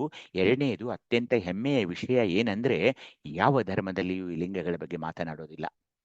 ಬ್ರಹ್ಮರಂಧ್ರದಲ್ಲಿರುವ ಆ ಸಹಸ್ರಾರ ಚಕ್ರಕ್ಕೆ ಎಲ್ಲರೂ ನಿಂತು ಬಿಡ್ತಾರೆ. ಮುಂದುವರೆದು ಮತ್ತೆ 3 ಲಿಂಗಗಳನ್ನೇನು ಕೊಡ್ತಾರಲ್ಲ, ನಾವು ಇದನ್ನು ಜಗತ್ತಿಗೆ ಹೇಳಬೇಕಾಗಿದೆ. ಏಕೆಂದ್ರೆ ಇವುಗಳಿಗೆ ಸಾಕ್ಷಿಯಾಗಿ ನಮ್ಮ ಹತ್ತಿರ 12ನೇ ಶತಮಾನದಲ್ಲಿ ಬರೆದಿರುವಲ್ಲ ವಚನಗಳು ಸಾಕ್ಷಿಯಾಗಿವೆ. ಇವು ಕಟ್ಟುಕತೆಗಳಲ್ಲ. ಅವುಗಳನ್ನ ಹೇಗೆ ಅವರು ಪರಿಶೋಧನೆ ಮಾಡಿದ್ದಾರೆ ಅದರ ಬಗ್ಗೆ ನಮಗೆ ಮಾತಾಡೋಕೆ ಆಗೋದಷ್ಟು ನಮಗೆ ಇಲ್ಲೊಂದು ಪುಳುಕಿತವಾದ ವಿಷಯ ಲಭ್ಯವಿದೆ. ಅದನ್ನ ಜಗತ್ತಿಗೂ ಕೂಡ ನಾವು ಹೇಳಬೇಕಾಗಿದೆ. ಹೀಗಾಗಿ ಈ ನಿಷ್ಕಲ ಲಿಂಗವಿರುವ ಸಹಸ್ರಾರ ಚಕ್ರ ಅಥವಾ ಬ್ರಹ್ಮಚಕ್ರ ಅಥವಾ ಬ್ರಹ್ಮರಂಧ್ರ ಬಹಳ ಅನುಪಮವಾದ, ಬಹಳ ಅತ್ಯಂತ ಮಹತ್ವವಿರುವ ಒಂದು ಲಿಂಗವಾಗಿದೆ. ನಿಷ್ಕಲ ಲಿಂಗ, ಯಾವುದೇ ಕಲಾರಹಿತ, ಕಲೆ ಇರದ ನಿಷ್ಕಲ ಅಂದ್ರೆ ಯಾವುದೇ ಕಳಂಕವಿರದ ಲಿಂಗ ಇದು. ಆಕೃತಿ ನಿಕ್ಕಲಾಕೃತಿ, ಪ್ರಣಮ ಬಕಾರ, ನಾದ ದಿವ್ಯನಾದ, ಇಲ್ಲಿಯ ಸ್ಥಳ ನಿಷ್ಕಳಂಕ ಸ್ಥಳ, ಚಕ್ರ ಬ್ರಹ್ಮಚಕ್ರ, ವರ್ಣ ಜ್ಯೋತಿವರ್ಣ, ಅಂಗ ತ್ಯಾಗಾಂಗ, ಆತ್ಮ ಮಹಾತ್ಮ, ತನು ಚಿದ್ರೂಪ, ಹಸ್ತ ನಿರ್ನಾಮ, ಲಿಂಗ ನಿಖಳಂಕ, ಮುಖ ಬ್ರಹ್ಮರಂಧ್ರ, ಶಕ್ತಿ ಚಿನ್ನಾದ ಶಕ್ತಿ. ಭಕ್ತಿ ಪರಿಪೂರ್ಣವಾದ ಒಂದು ಭಕ್ತಿ ನಮಗೆ ಸಿಗ್ತಾ ಇದೆ. ಇಲ್ಲಿ ನಾವು ಮಾಡಬೇಕು ಅದನ್ನ. ಪದಾರ್ಥ ಆನಂದ ಪದಾರ್ಥ ಪ್ರಸಾದವಾಗಿ ಸಿಗೋದು ನಿಖಲ ಪರಮಾನಂದ. ಇಲ್ಲಿರುವ ಪೂಜಾರಿ ಪರಮೇಶ್ವರ, ಅಧಿದೇವತೆ ಕೂಡ ಪರಮೇಶ್ವರ. ಕಲೆ ಅನಾದಿ, ಸಾಧಾಕ್ಯ ಅಗಮ್ಯ, ಲಕ್ಷಣ ಅನಾಮಯ, ಸಂಜ್ಞೆ ಅಪ್ರಮಾಣ, ದಿಕ್ಕು ವಾಯು, ವಕ್ತ್ರ ವೇದ, ವಿಶ್ವಾದಿಕ ಲಿಂಗ, ಮತ್ತು ಇಲ್ಲಿರುವ ಒಂದು ವೇದ ಧನುರ್ವೇದ ಅಂತ ಕೊಡ್ತಾರೆ. ಹೀಗಾಗಿ ಅದನ್ನ ಎಷ್ಟೋ ವಿರಕ್ತರು ನನಗೆ ಪ್ರಶ್ನೆ ಕೇಳ್ತಾರೆ ಹೋದಲ್ಲಿ ಬಂದಲ್ಲಿ, ಇವುಗಳನ್ನೆಲ್ಲ ಯಾರು ಹೇಳಿದ್ದಾರೆ? ಮಹಾಲಿಂಗಕ್ಕೆ ಮುಗಿಯಿತು ಈ ಶತಸ್ಥಲದ ಒಂದು ಸಿದ್ಧಾಂತ? ಇಲ್ಲ, ಅಲ್ಲಿಂದ ಮುಂದೆ ಇದನ್ನ ನಾವು ಚಲಿಸಲೇಬೇಕಾಗ್ತಾ ಇದೆ. ಅದು ಒಂದು ಶಿವಯೋಗದ ಪರಿಪೂರ್ಣತ್ವ. ಲಿಂಗಾಂಗ ಸಾಮರಸ್ಯದ ಉತ್ತುಂಗ ಸ್ಥಿತಿಗೆ ಹೋಗಬೇಕಾದರೆ ಈ ಮೇಲಿನ ಲಿಂಗಗಳ ಅಭ್ಯಸನವೂ ಕೂಡ, ಹಾಗೇನೆ ಅವುಗಳನ್ನ ನಾವು ಶಿವಯೋಗದಲ್ಲಿ ಹೇಗೆ ಪೂಜೆ ಮಾಡಿಕೊಳ್ಳಬೇಕು ಅನ್ನೋ ಜ್ಞಾನವನ್ನು ಕೂಡ ನಾವು ಮಾಡಲೇಬೇಕಾಗ್ತಾ ಇದೆ. ಅದಕ್ಕೆ ಸಾಕ್ಷಿಯಾಗಿ ವಚನಗಳಿವೆ. ಆಕಾರ ಲಿಂಗದ ಜಕ್ಕಣ್ಣಯ್ಯನವರು ಬರ್ತಾ ಇದ್ದಾರೆ. ಆಕಾರ ಲಿಂಗದ ಸಂಘದಿಂದ ನಿರಾಕಾರ ಲಿಂಗವ ಕಂಡಿನೆಯ ಅಂದ್ರೆ ಇಷ್ಟಲಿಂಗದ ಸಂಘದಿಂದ, ಆ ನಿರಾಕಾರ ಲಿಂಗದ ಸಂಘದಿಂದ ನಿರಾಕುಳ ಲಿಂಗವ ಕಂಡಿನೆಯ, ಆ ನಿರಾಕುಳ ಲಿಂಗದ ಸಂಘದಿಂದ ನಿರಂಜನ ಲಿಂಗವ ಕಂಡೆನಯ್ಯ, ಆ ನಿರಂಜನ ಲಿಂಗದ ಸಂಘದಿಂದ ನಿರಾಳ ಲಿಂಗವ ಕಂಡೆನಯ್ಯ, ಆ ನಿರಾಳ ಲಿಂಗದ ಸಂಘದಿಂದ ನಿಖಲ ಲಿಂಗವ ಕಂಡೆನಯ್ಯ, ಆ ನಿಖಲ ಲಿಂಗದ ಸಂಘದಿಂದ ಜೇಂಕಾರ ನಿಜಲಿಂಗ ಪ್ರಭುವೇ ನಿಮ್ಮ ಕಂಡೆನಯ್ಯ ಅಂದಾಗ ಎಲ್ಲಾ ಲಿಂಗಗಳು ಹೇಗೆ ಒಂದು ಇಷ್ಟಲಿಂಗದ ಮೂಲಕ ನನಗೆ ದರ್ಶನವಾದವು ಅನ್ನೋದನ್ನ ಜಕ್ಕಣ್ಣಯ್ಯನವರು ಹೇಳ್ತಾ ಇದ್ದಾರೆ. ಹಾಗೇನೆ ಅಲ್ಲಂ ಪ್ರಭುದೇವರು ಕಾಯವೇ ಸಕಲ, ಪ್ರಾಣವೇ ಸಕಲ ಮತ್ತು ನಿಷ್ಕಲ, ಭಾವವೇ ನಿಷ್ಕಲ ಲಿಂಗವಾಗಿದ್ದ ಮತ್ತೆ ಬೇರೆ ಆಯತ ಸ್ವಾಯತ ಸನ್ನಿಹಿತವೆಂಬುದಿಲ್ಲ ನೋಡ. ಶಿವಶಕ್ತಿ ಭಕ್ತಿಶಕ್ತಿ ಸಂಬಂಧವೇ ದೇಹಿಗಳಾಗಿದ್ದ ಬಳಿಕ ಗುಹೇಶ್ವರ ಲಿಂಗದಲ್ಲಿ ಬೇರೊಂದು ಕುರುಹು ಹಿಡಿದು ಅರಿಯಲೇಕಯ್ಯ ಚೆನ್ನಬಸವಣ್ಣ ಅನ್ನುವಾಗ ಆ ಇಷ್ಟಲಿಂಗವೇ ನಿಷ್ಕಲ ಲಿಂಗವಾಗಿತ್ತು ಅಂತ ನಾವೇನು ಪದೇ ಪದೇ ಹೇಳ್ತೀವಲ್ಲ, ಅದನ್ನೇ ಅಲ್ಲಮ ಪ್ರಭುದೇವರು ಇಲ್ಲಿ ಹೇಳ್ತಾ ಇದ್ದಾರೆ. ಯಾವಾಗ ನನ್ನ ಕರಹಸ್ತದಲ್ಲಿರುವ ಇಷ್ಟಲಿಂಗ ನಿಷ್ಕಲ ಲಿಂಗವಾಯಿತು, ಅಲ್ಲಿ ಶಿವಯೋಗದ ಒಂದು ಸ್ವಾಯತ್ತ ಸನ್ನಿಹಿತ ಅಂತ ಅಲ್ಲಿ ಬರೋಲ್ಲ. ಈಗ ಆಯತ ಸ್ವಾಯತ ಸನ್ನಿಹಿತ ಇಲ್ಲ. ಯಾಕೆ? ನನ್ನ ಇಷ್ಟಲಿಂಗ ಈಗ ನಿಷ್ಕಲ ಲಿಂಗವಾಗಿ ಬಿಟ್ಟಿತ್ತು. ಅದಕ್ಕೆ ಶಿವಯೋಗವನ್ನ ಇಷ್ಟಲಿಂಗದಿಂದಲೇ ನಾವು ಆರಂಭಿಸಿಕೊಂಡು ಆ ನಿಷ್ಕಲ ಲಿಂಗದವರೆಗೆ ಹೋದಾಗ ಶಿವಯೋಗದ ಪರಿಪೂರ್ಣತೆಯ ಸಾಕಾರತ್ವ ನಮಗೆ ಲಭಿಸೋದಿದೆ. ಅವಾಗ ಏನಾಗುತ್ತೆ? ಬೇರೊಂದು ಕುರುಹು ಬಿಡುವುದು ಅರಿಯಲೇಕಯ್ಯ ಅಂದ್ರೆ ಏನು? ಇಷ್ಟಲಿಂಗ ಈಗ ಏನಾಗಿದೆ? ನಿಷ್ಕಲ ಲಿಂಗವಾದಾಗ ಏನಾಯಿತು ನೋಡಿ. ಲಿಂಗಾಂಗ ಸಾಮರಸ್ಯದ ಉತ್ತುಂಗ ಸ್ಥಿತಿಗೆ ಹೋದಾಗ ನಿಷ್ಕಲ ಲಿಂಗವಾಗಿ ಬಿಟ್ಟಿತು ನನ್ನ ಇಷ್ಟಲಿಂಗ. ಅದನ್ನೇ ಅವರು ಅಲ್ಲಿ ಹೇಳ್ತಾ ಇದ್ದಾರೆ. ಹೀಗಾಗಿ ಈ ನಾವು ಸಾರಿನೂ ನೋಡಿದ್ವಿ, ಅದು ಎಲ್ಲಿದೆ? ಈ ತಲೆಯ ಒಂದು ಮೆದುಳಿನ ಮುಂದಿನ ಭಾಗದಲ್ಲಿ ನೆಳ್ಳತ್ತಿಯಲ್ಲಿ ಆ ಬ್ರಹ್ಮಚಕ್ರ ಇದೆ ಅಂತ ನೋಡಿದ್ವಿ. ಇದನ್ನು ಕೂಡ ನೀವು ಸಾರಿ ನೋಡಿದ್ವಿ. ಸುಷುಮ್ನ ನಾಡಿ ಹೇಗೆ ಅದು ಇಡಾನಾಡಿ, ಪಿಂಗಳ ನಾಡಿ, ಸುಷುಮ್ನ ನಾಡಿ, ಆ ಮೂರೂ ನಾಡಿಗಳು ಮಹಾಲಿಂಗದ ಸ್ಥಳವಿರುವ ಆಜ್ಞಾಚಕ್ರದಲ್ಲಿ ಒಂದಾಗಿ ಮೇಲೆ ಹೋಗಿ ವಜ್ರಿನಿ ನಾಡಿ ಅಥವಾ ವಜ್ರನಾಡಿಯಾಗೋದು, ಅದು ಸ್ವಲ್ಪ ಸೂಕ್ಷ್ಮವಾಗಿ ಚಿತ್ರನಾಡಿಯಾಗೋದು ಅಥವಾ ಚಿತ್ರಿನಿ ನಾಡಿಯಾಗೋದು, ಮುಂದೆ ಇನ್ನೂ ಸೂಕ್ಷ್ಮವಾಗಿ ಅದು ಒಳಗೆ ಬ್ರಹ್ಮನಾಡಿಯಾಗಿ ಏಕನಾಡಿಯಾಗಿ ಆ ಬ್ರಹ್ಮರಂಧ್ರಕ್ಕೆ ಹೋಗೋದಿದೆಯಲ್ಲ, ಅದು ಈ ಶಿವಯೋಗದ ಒಂದು ನಾಡಿಗಳ ಒಂದು ಚಿತ್ರಣವನ್ನು ಕೂಡ ತಾವು ನೋಡಬೇಕು ಈ ಚಿತ್ರದಲ್ಲಿ. ಹೀಗಾಗಿ ಈ ನಿಷ್ಕಲ ಲಿಂಗ ಅಂದರೆ ಪಿನಿಯಲ್ ಗ್ಲ್ಯಾಂಡ್ ಇರುವ ಅಲ್ಲಿರೋ ಮೆಲೆಟೋನಿನ್ ಕೂಡ ಅಲ್ಲಿಂದಲೇ ಸ್ರವಿಸಲ್ಪಡ್ತಾ ಇದೆ. ಆ ಮೆಲೆಟೋನಿನ್ಗೆ ನಮ್ಮಲ್ಲಿ ಅಮೃತ ರಸ, ಅಮೃತ ಗ್ರಂಥಿಯಿಂದ ಸುರಿಸುವ ಅಮೃತ ರಸ ಅಂತ ಹೇಳಿದರು. ಹೀಗಾಗಿ ಇಲ್ಲಿಗೆ ನಾನು ನಿಲ್ಲಿಸಿ, ನಾನು ಮುಂದಿನ ಸಾರಿ ನಿಮಗೆ ಈ ನಿಷ್ಕಲ ಲಿಂಗದ ನಂತರ ಅಂದ್ರೇನು ಬರುವ ಶುಕಾಚಕ್ರದಲ್ಲಿರುವ ನಿಶುನ ಲಿಂಗದ ಬಗ್ಗೆ ಹೇಳೋನಿದ್ದೇನೆ. ಆದರೆ ಈ ಸಹಸ್ರಾರ ಚಕ್ರದಲ್ಲಿರುವ ನಿಷ್ಕಲ ಲಿಂಗ ಅದು ಕರಸ್ಥಲದಲ್ಲಿರುವ ಇಷ್ಟಲಿಂಗವೇ, ಆ ಈ ನಿಷ್ಕಲ ಲಿಂಗವೇ ಇಷ್ಟಲಿಂಗ ಅಥವಾ ಇಷ್ಟಲಿಂಗವೇ ಅದು ನಿಷ್ಕಲ ಲಿಂಗವಾಗಿದೆ. ಅದುವೇ ಆಚಾರಲಿಂಗ ಮತ್ತು ಗುರುಲಿಂಗದ ಸಂಗಮವಾಗಿದೆ ಅನ್ನೋದನ್ನ ಮತ್ತೆ ಮತ್ತೆ ನಾನು ಹೇಳ್ತಾ ಇದ್ದೀನಿ. ಈಗ ನೋಡಿ, ನಿಷ್ಕಲ ಲಿಂಗ ಅಂದ್ರೆ ನಿಮ್ಗೆ ಗೊತ್ತಾಗಿರುವ ಹಾಗೆ ಈ ಸಹಸ್ರಾರ ಚಕ್ರಕ್ಕೆ ಕಿರೀಟ ಚಕ್ರನೂ ಅಂತಾರೆ. ತಲೆಯ ಮೇಲ್ಭಾಗದಲ್ಲಿರುವ ಸಹಸ್ರಾರ ಚಕ್ರದಲ್ಲಿರುವ ನಿಶ್ಕಲ ಲಿಂಗವು ಯಾಕೆ ಬೇಕು? ಈ ನಿಷ್ಕಲ ಲಿಂಗ ನಮಗೆ ಅಂದ್ರೆ ಅದು ಆಧ್ಯಾತ್ಮಿಕ ಸಂಪರ್ಕ. ಆಧ್ಯಾತ್ಮಿಕ ಸಂಪರ್ಕ ಅಂದ್ರೆ ಏನು? ನನ್ನ ಮತ್ತು ಪರಮನ ಒಂದು ಸಂಪರ್ಕವನ್ನ ಅದು ಮಾಡ್ತಾ ಇದೆ.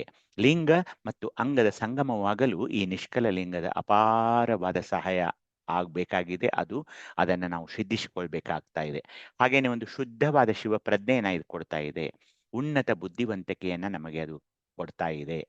ಆಧ್ಯಾತ್ಮಿಕವಾಗಿ ಜಾಗೃತಿ ಅಂದ್ರೆ ಏನು? ಸಾರ್ವತ್ರಿಕ ಜ್ಞಾನ ಮತ್ತು ವಿಶಾಲವಾದ ವಿಶ್ವ ದೃಷ್ಟಿಕೋನಕ್ಕೆ ನೇರ ಸಂಪರ್ಕವನ್ನ ಇದು ಕೊಡ್ತಾ ಇದೆ ಈ ನಿಷ್ಕಲ ಲಿಂಗದ ಒಂದು ಶಿವಯೋಗ. ಹಾಗೇನೆ ನಿಷ್ಕಲ ಲಿಂಗದ ಧ್ಯಾನವು ಮೆದುಳಿನ ಮಂಜನ್ನು ಅಂದ್ರೆ ನಮಗೆ ಅನೇಕವಾದ ವಿಚಾರಗಳಿರ್ತವೆ, ಅನೇಕ ಮಂಜು ಹೇಗೆ ಕವಿದಿರುತ್ತೆ ನೋಡಿ, ಹಾಗೆ ಆ ಮಂಜನ್ನ ತೆರವುಗೊಳಿಸಲು ಸಹಾಯ ಮಾಡ್ತಾ ಇದೆ ನಿಷ್ಕಲ ಲಿಂಗದ ಧ್ಯಾನ. ಅತಿಯಾಗಿ ವಿಶ್ಲೇಷಿಸುವ ಪ್ರವೃತ್ತಿಯನ್ನ ಕಡಿಮೆ ಮಾಡ್ತಾ ಇದೆ. ಅಂದ್ರೆ ಏನು? ಸುಮ್ನೆ ಮಾತಾಡೋದು, ಆ ಬೇಡವಾದ ವಿಷಯಗಳ ಬಗ್ಗೆ ಬಹಳ ವಿಶ್ಲೇಷಣೆ ಮಾಡ್ತಾ ನಾವು ಹೋಗ್ತೀವಿ. ಅದು ಸಮಯ ವ್ಯರ್ಥವಾಗ್ತಾ ಇದೆ. ಹಾಗೇನೆ ಸಾಧನೆಯ ಪಥದಲ್ಲಿ ಅದು ಅಡ್ಡಿ ಕೂಡ ಮಾಡ್ತಾ ಇದೆ. ಅಂತಹ ಅತಿಯಾಗಿ ವಿಶ್ಲೇಷಿಸುವ ಪ್ರವೃತ್ತಿಯನ್ನ ಈ ನಿಷ್ಕಲ ಲಿಂಗದ ಧ್ಯಾನ ಕಡಿಮೆ ಮಾಡ್ತಾ ಇದೆ. ಹಾಗೇನೆ ನಿಮಗೆ ಶಾಂತ ಆತ್ಮವಿಶ್ವಾಸವನ್ನು ಕೂಡ ಈ ನಿಷ್ಕಲ ಲಿಂಗದ ಶಿವಯೋಗ ಕೊಡ್ತಾ ಇದೆ. ಅತಿಯಾದ ಮತ್ತು ಶಾಂತವಾದ ಆತ್ಮವಿಶ್ವಾಸ, ಆತ್ಮನಿರ್ಭರತೆ, ಆತ್ಮಶಕ್ತಿಯನ್ನ ಇದು ಕೊಡ್ತಾ ಇದೆ. ಹಾಗೇನೆ ದೈಹಿಕ ಸಾಮರಸ್ಯ ಅಂದ್ರೆ ಇಲ್ಲಿ ನಿಷ್ಕಲ ಲಿಂಗವು ಅಮೃತ ಗ್ರಂಥಿ, ಅದು ಪೀನಿಯಲ್ ಗ್ಲ್ಯಾಂಡ್ ಅಂತ ನೋಡಿದ್ರಿ. ಆ ಅಮೃತ ಗ್ರಂಥಿ ಕೇಂದ್ರ ನರಮಂಡಲದೊಂದಿಗೆ ಶಕ್ತಿಯುತವಾಗಿ ಸಂಬಂಧ ಹೊಂದಿರೋದ್ರಿಂದ ಮನಸ್ಥಿತಿಗಳನ್ನ ಸ್ಥಿರಗೊಳಿಸಲು, ಎಲ್ಲಾ ದೇಹದಲ್ಲಿ ಸ್ರವಿಸುವ ಹಾರ್ಮೋನ್ಗಳನ್ನ ಸಮತೋಲನಗೊಳಿಸಲು ಮತ್ತು ಆರೋಗ್ಯಕರ ನಿದ್ರೆಯ ಚಕ್ರಗಳನ್ನ ನಿಯಂತ್ರಿಸಲು ಈ ನಿಷ್ಕಲ ಲಿಂಗದ ಶಿವಯೋಗ ಸಹಾಯ ಮಾಡ್ತಾ ಇದೆ. ಹೀಗಾಗಿ ಸುಖಾಸನದಲ್ಲಿ ಕುಳಿತು ನೇರ ಬೆನ್ನು ಮಾಡಿ ಇಷ್ಟಲಿಂಗ ಮೇಲೆ ಹೊರದೃಷ್ಟಿಯನ್ನ ಇಟ್ಟುಕೊಂಡು ಒಳದೃಷ್ಟಿಯನ್ನ ಮಹಾಲಿಂಗದ ಮೂಲಕ ಒಳಗೆ ಹೋಗಿ ಆ ಬ್ರಹ್ಮಚಕ್ರದಲ್ಲಿರುವ ನಮ್ಮ ನಿಷ್ಕಲ ಲಿಂಗದ ಅಂದ್ರೆ ಅದೇ ಇಷ್ಟಲಿಂಗದ ಪ್ರತಿಬಿಂಬ ಆಗಿದೆ. ನಿಮಗೆ ಗೊತ್ತದು, ನಿಷ್ಕಲ ಲಿಂಗ ಇಷ್ಟಲಿಂಗ ಬೇರೆ ಬೇರೆ ಅಲ್ಲ. ಇಷ್ಟಲಿಂಗದ ಪ್ರತಿಬಿಂಬವೇ ನಿಷ್ಕಲ ಲಿಂಗವಾಗಿದೆ ಅಂತ ಭಾವಿಸಿ ನಾವು ಆ ತಲೆಯ ಮೇಲ್ಭಾಗದ ಮೇಲೆ ನಮ್ಮ ಒಳ ದೃಷ್ಟಿಯನ್ನ ಕೇಂದ್ರೀಕರಿಸಿ ಪ್ರಕಾಶಮಾನವಾದ ಶುದ್ಧ ಬಿಳಿ ಬೆಳಕನ್ನ ದೃಶ್ಯೀಕರಿಸಬೇಕು ಅಥವಾ ನೋಡಬೇಕು. ಅದಕ್ಕೆ ಒಂದು ಸುಂದರವಾದ ವಚನ. ಯಾಕೆ ನಾನು ಇವನ್ನೆಲ್ಲ ಹೇಳ್ತೀನಿ ಅಂದ್ರೆ, ಅಮುಗಿ ದೇವಯ್ಯನವರು ನೋಡಿ ಹೇಗೆ ಹೇಳ್ತಿದ್ದಾರೆ, ನೆಲವಾಗಿಲ ಮುಚ್ಚಿ ತಲೆವಾಗಿಲ ತೆರೆದು. ನೋಡಿ, ನೆಲವಾಗಿಲ ಮುಚ್ಚಿ ತಲೆವಾಗಿಲ ತೆರೆದು ಅಂದ್ರೆ, ನೆಲವಾಗಿಲ ಅಂದ್ರೆ ನಮ್ಮ ಇಂದ್ರಿಯಗಳು, ಅವು ಎಲ್ಲ ಜ್ಞಾನೇಂದ್ರಿಯಗಳಿರ್ಬಹುದು ಅಥವಾ ಕರ್ಮೇಂದ್ರಿಯಗಳಿರ್ಬಹುದು, ಅವುಗಳನ್ನ ಮುಚ್ಚಿ ತಲೆವಾಗಿಲ ತೆರೆದು ಅಂದ್ರೆ ಏನು? ನಮ್ಮ ಈ ಬ್ರಹ್ಮರಂಧ್ರವನ್ನ ತೆಗೆಯಬೇಕು, ತಲೆಯ ಬಾಗಿಲ ತೆಗೆಯಬೇಕು, ನೆಲದ ಬಾಗಿಲುಗಳನ್ನ ಮುಚ್ಚಬೇಕು, ತಲೆಯ ಬಾಗಿಲುಗಳನ್ನ ತೆರೆಯಬೇಕು. ತಲೆಯ ಬಾಗಿಲುಗಳನ್ನ ಶಿವಯೋಗದಲ್ಲಿ ಹೇಗೆ ತೆರೆಯುವುದಂದ್ರೆ ಈ ನಿಷ್ಕಲ ಲಿಂಗದ ಆರಾಧನೆ ಮಾಡಬೇಕು. ಎವೆ ಮಿಡುಕದಂತೆ ಅಂದ್ರೆ ಅನಿಮಿಷ ದೃಷ್ಟಿಯಿಂದ, ಎವೆ ಹಳಚದಂತೆ ಅಂತಂತೀವಿ ನೋಡಿ, ದೃಷ್ಟಿ ಕಣ್ಣು ಮುಚ್ಚದೆ ಎವೆ ಮಿಡುಕದಂತೆ ನಿಮ್ಮ ನೋಡುತ್ತಿಪ್ಪ ಸುಖವೆಂದುಪ್ಪುದು. ಆ ಸುಖ, ಆ ಶಿವ ಸುಖ ಏನಿದೆಯಲ್ಲ, ಅದನ್ನು ವರ್ಣಿಸಲು ಶಬ್ದಗಳಿಲ್ಲ. ನನಗೆ ಗುರುವಿನ ಉಪದೇಶವ ಹಿರಿದು ಪರಿಯಲು ನಂಬಿ, ಅಂದ್ರೆ ಗುರುವಿನ ಒಂದು ಅನುಗ್ರಹ ನನ್ನ ಮೇಲೆ ಆಗಿ ಅವನು ಏನು ಉಪದೇಶವನ್ನ ನನಗೆ ಕೊಟ್ಟನಲ್ಲ, ಅದನ್ನೆಲ್ಲವನ್ನ ನಾನು ನಂಬಿ ಎರಡು ಪುರ್ಬಿನ ನಡುವೆ ಹರಿವ ಮನವ ನಿಲ್ಲಿಸಿ, ನನ್ನ ಎರಡೂ ಹುಬ್ಬಿನ ನಡುವಿರುವ ಈ ಮಹಾಲಿಂಗದಲ್ಲಿ ಅತ್ತ ಇತ್ತ ಯಾವಾಗ್ಲೂ ಚಂಚಲಿಸುತ್ತಿರುವ ಈ ಮನವನ್ನ ನಿಲ್ಲಿಸಿ ಪರಿಣಾಮ ಪರವಶದೊಳೆಂದಿಪ್ಪೆನಯ್ಯ.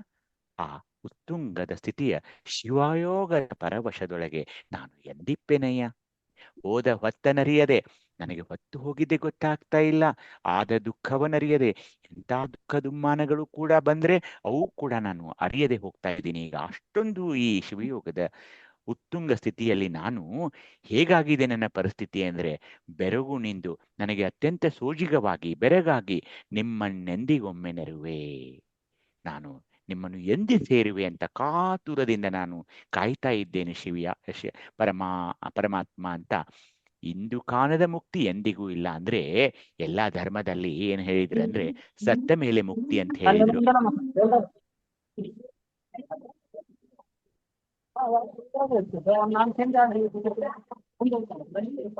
ನೀವು ಮೊಬೈಲ್ ಮ್ಯೂಟ್ ಮಾಡ್ಕೊಳ್ದಿದ್ರೆ ನಾನು ಮುಂದುವರ್ಸೋಲ್ಲ.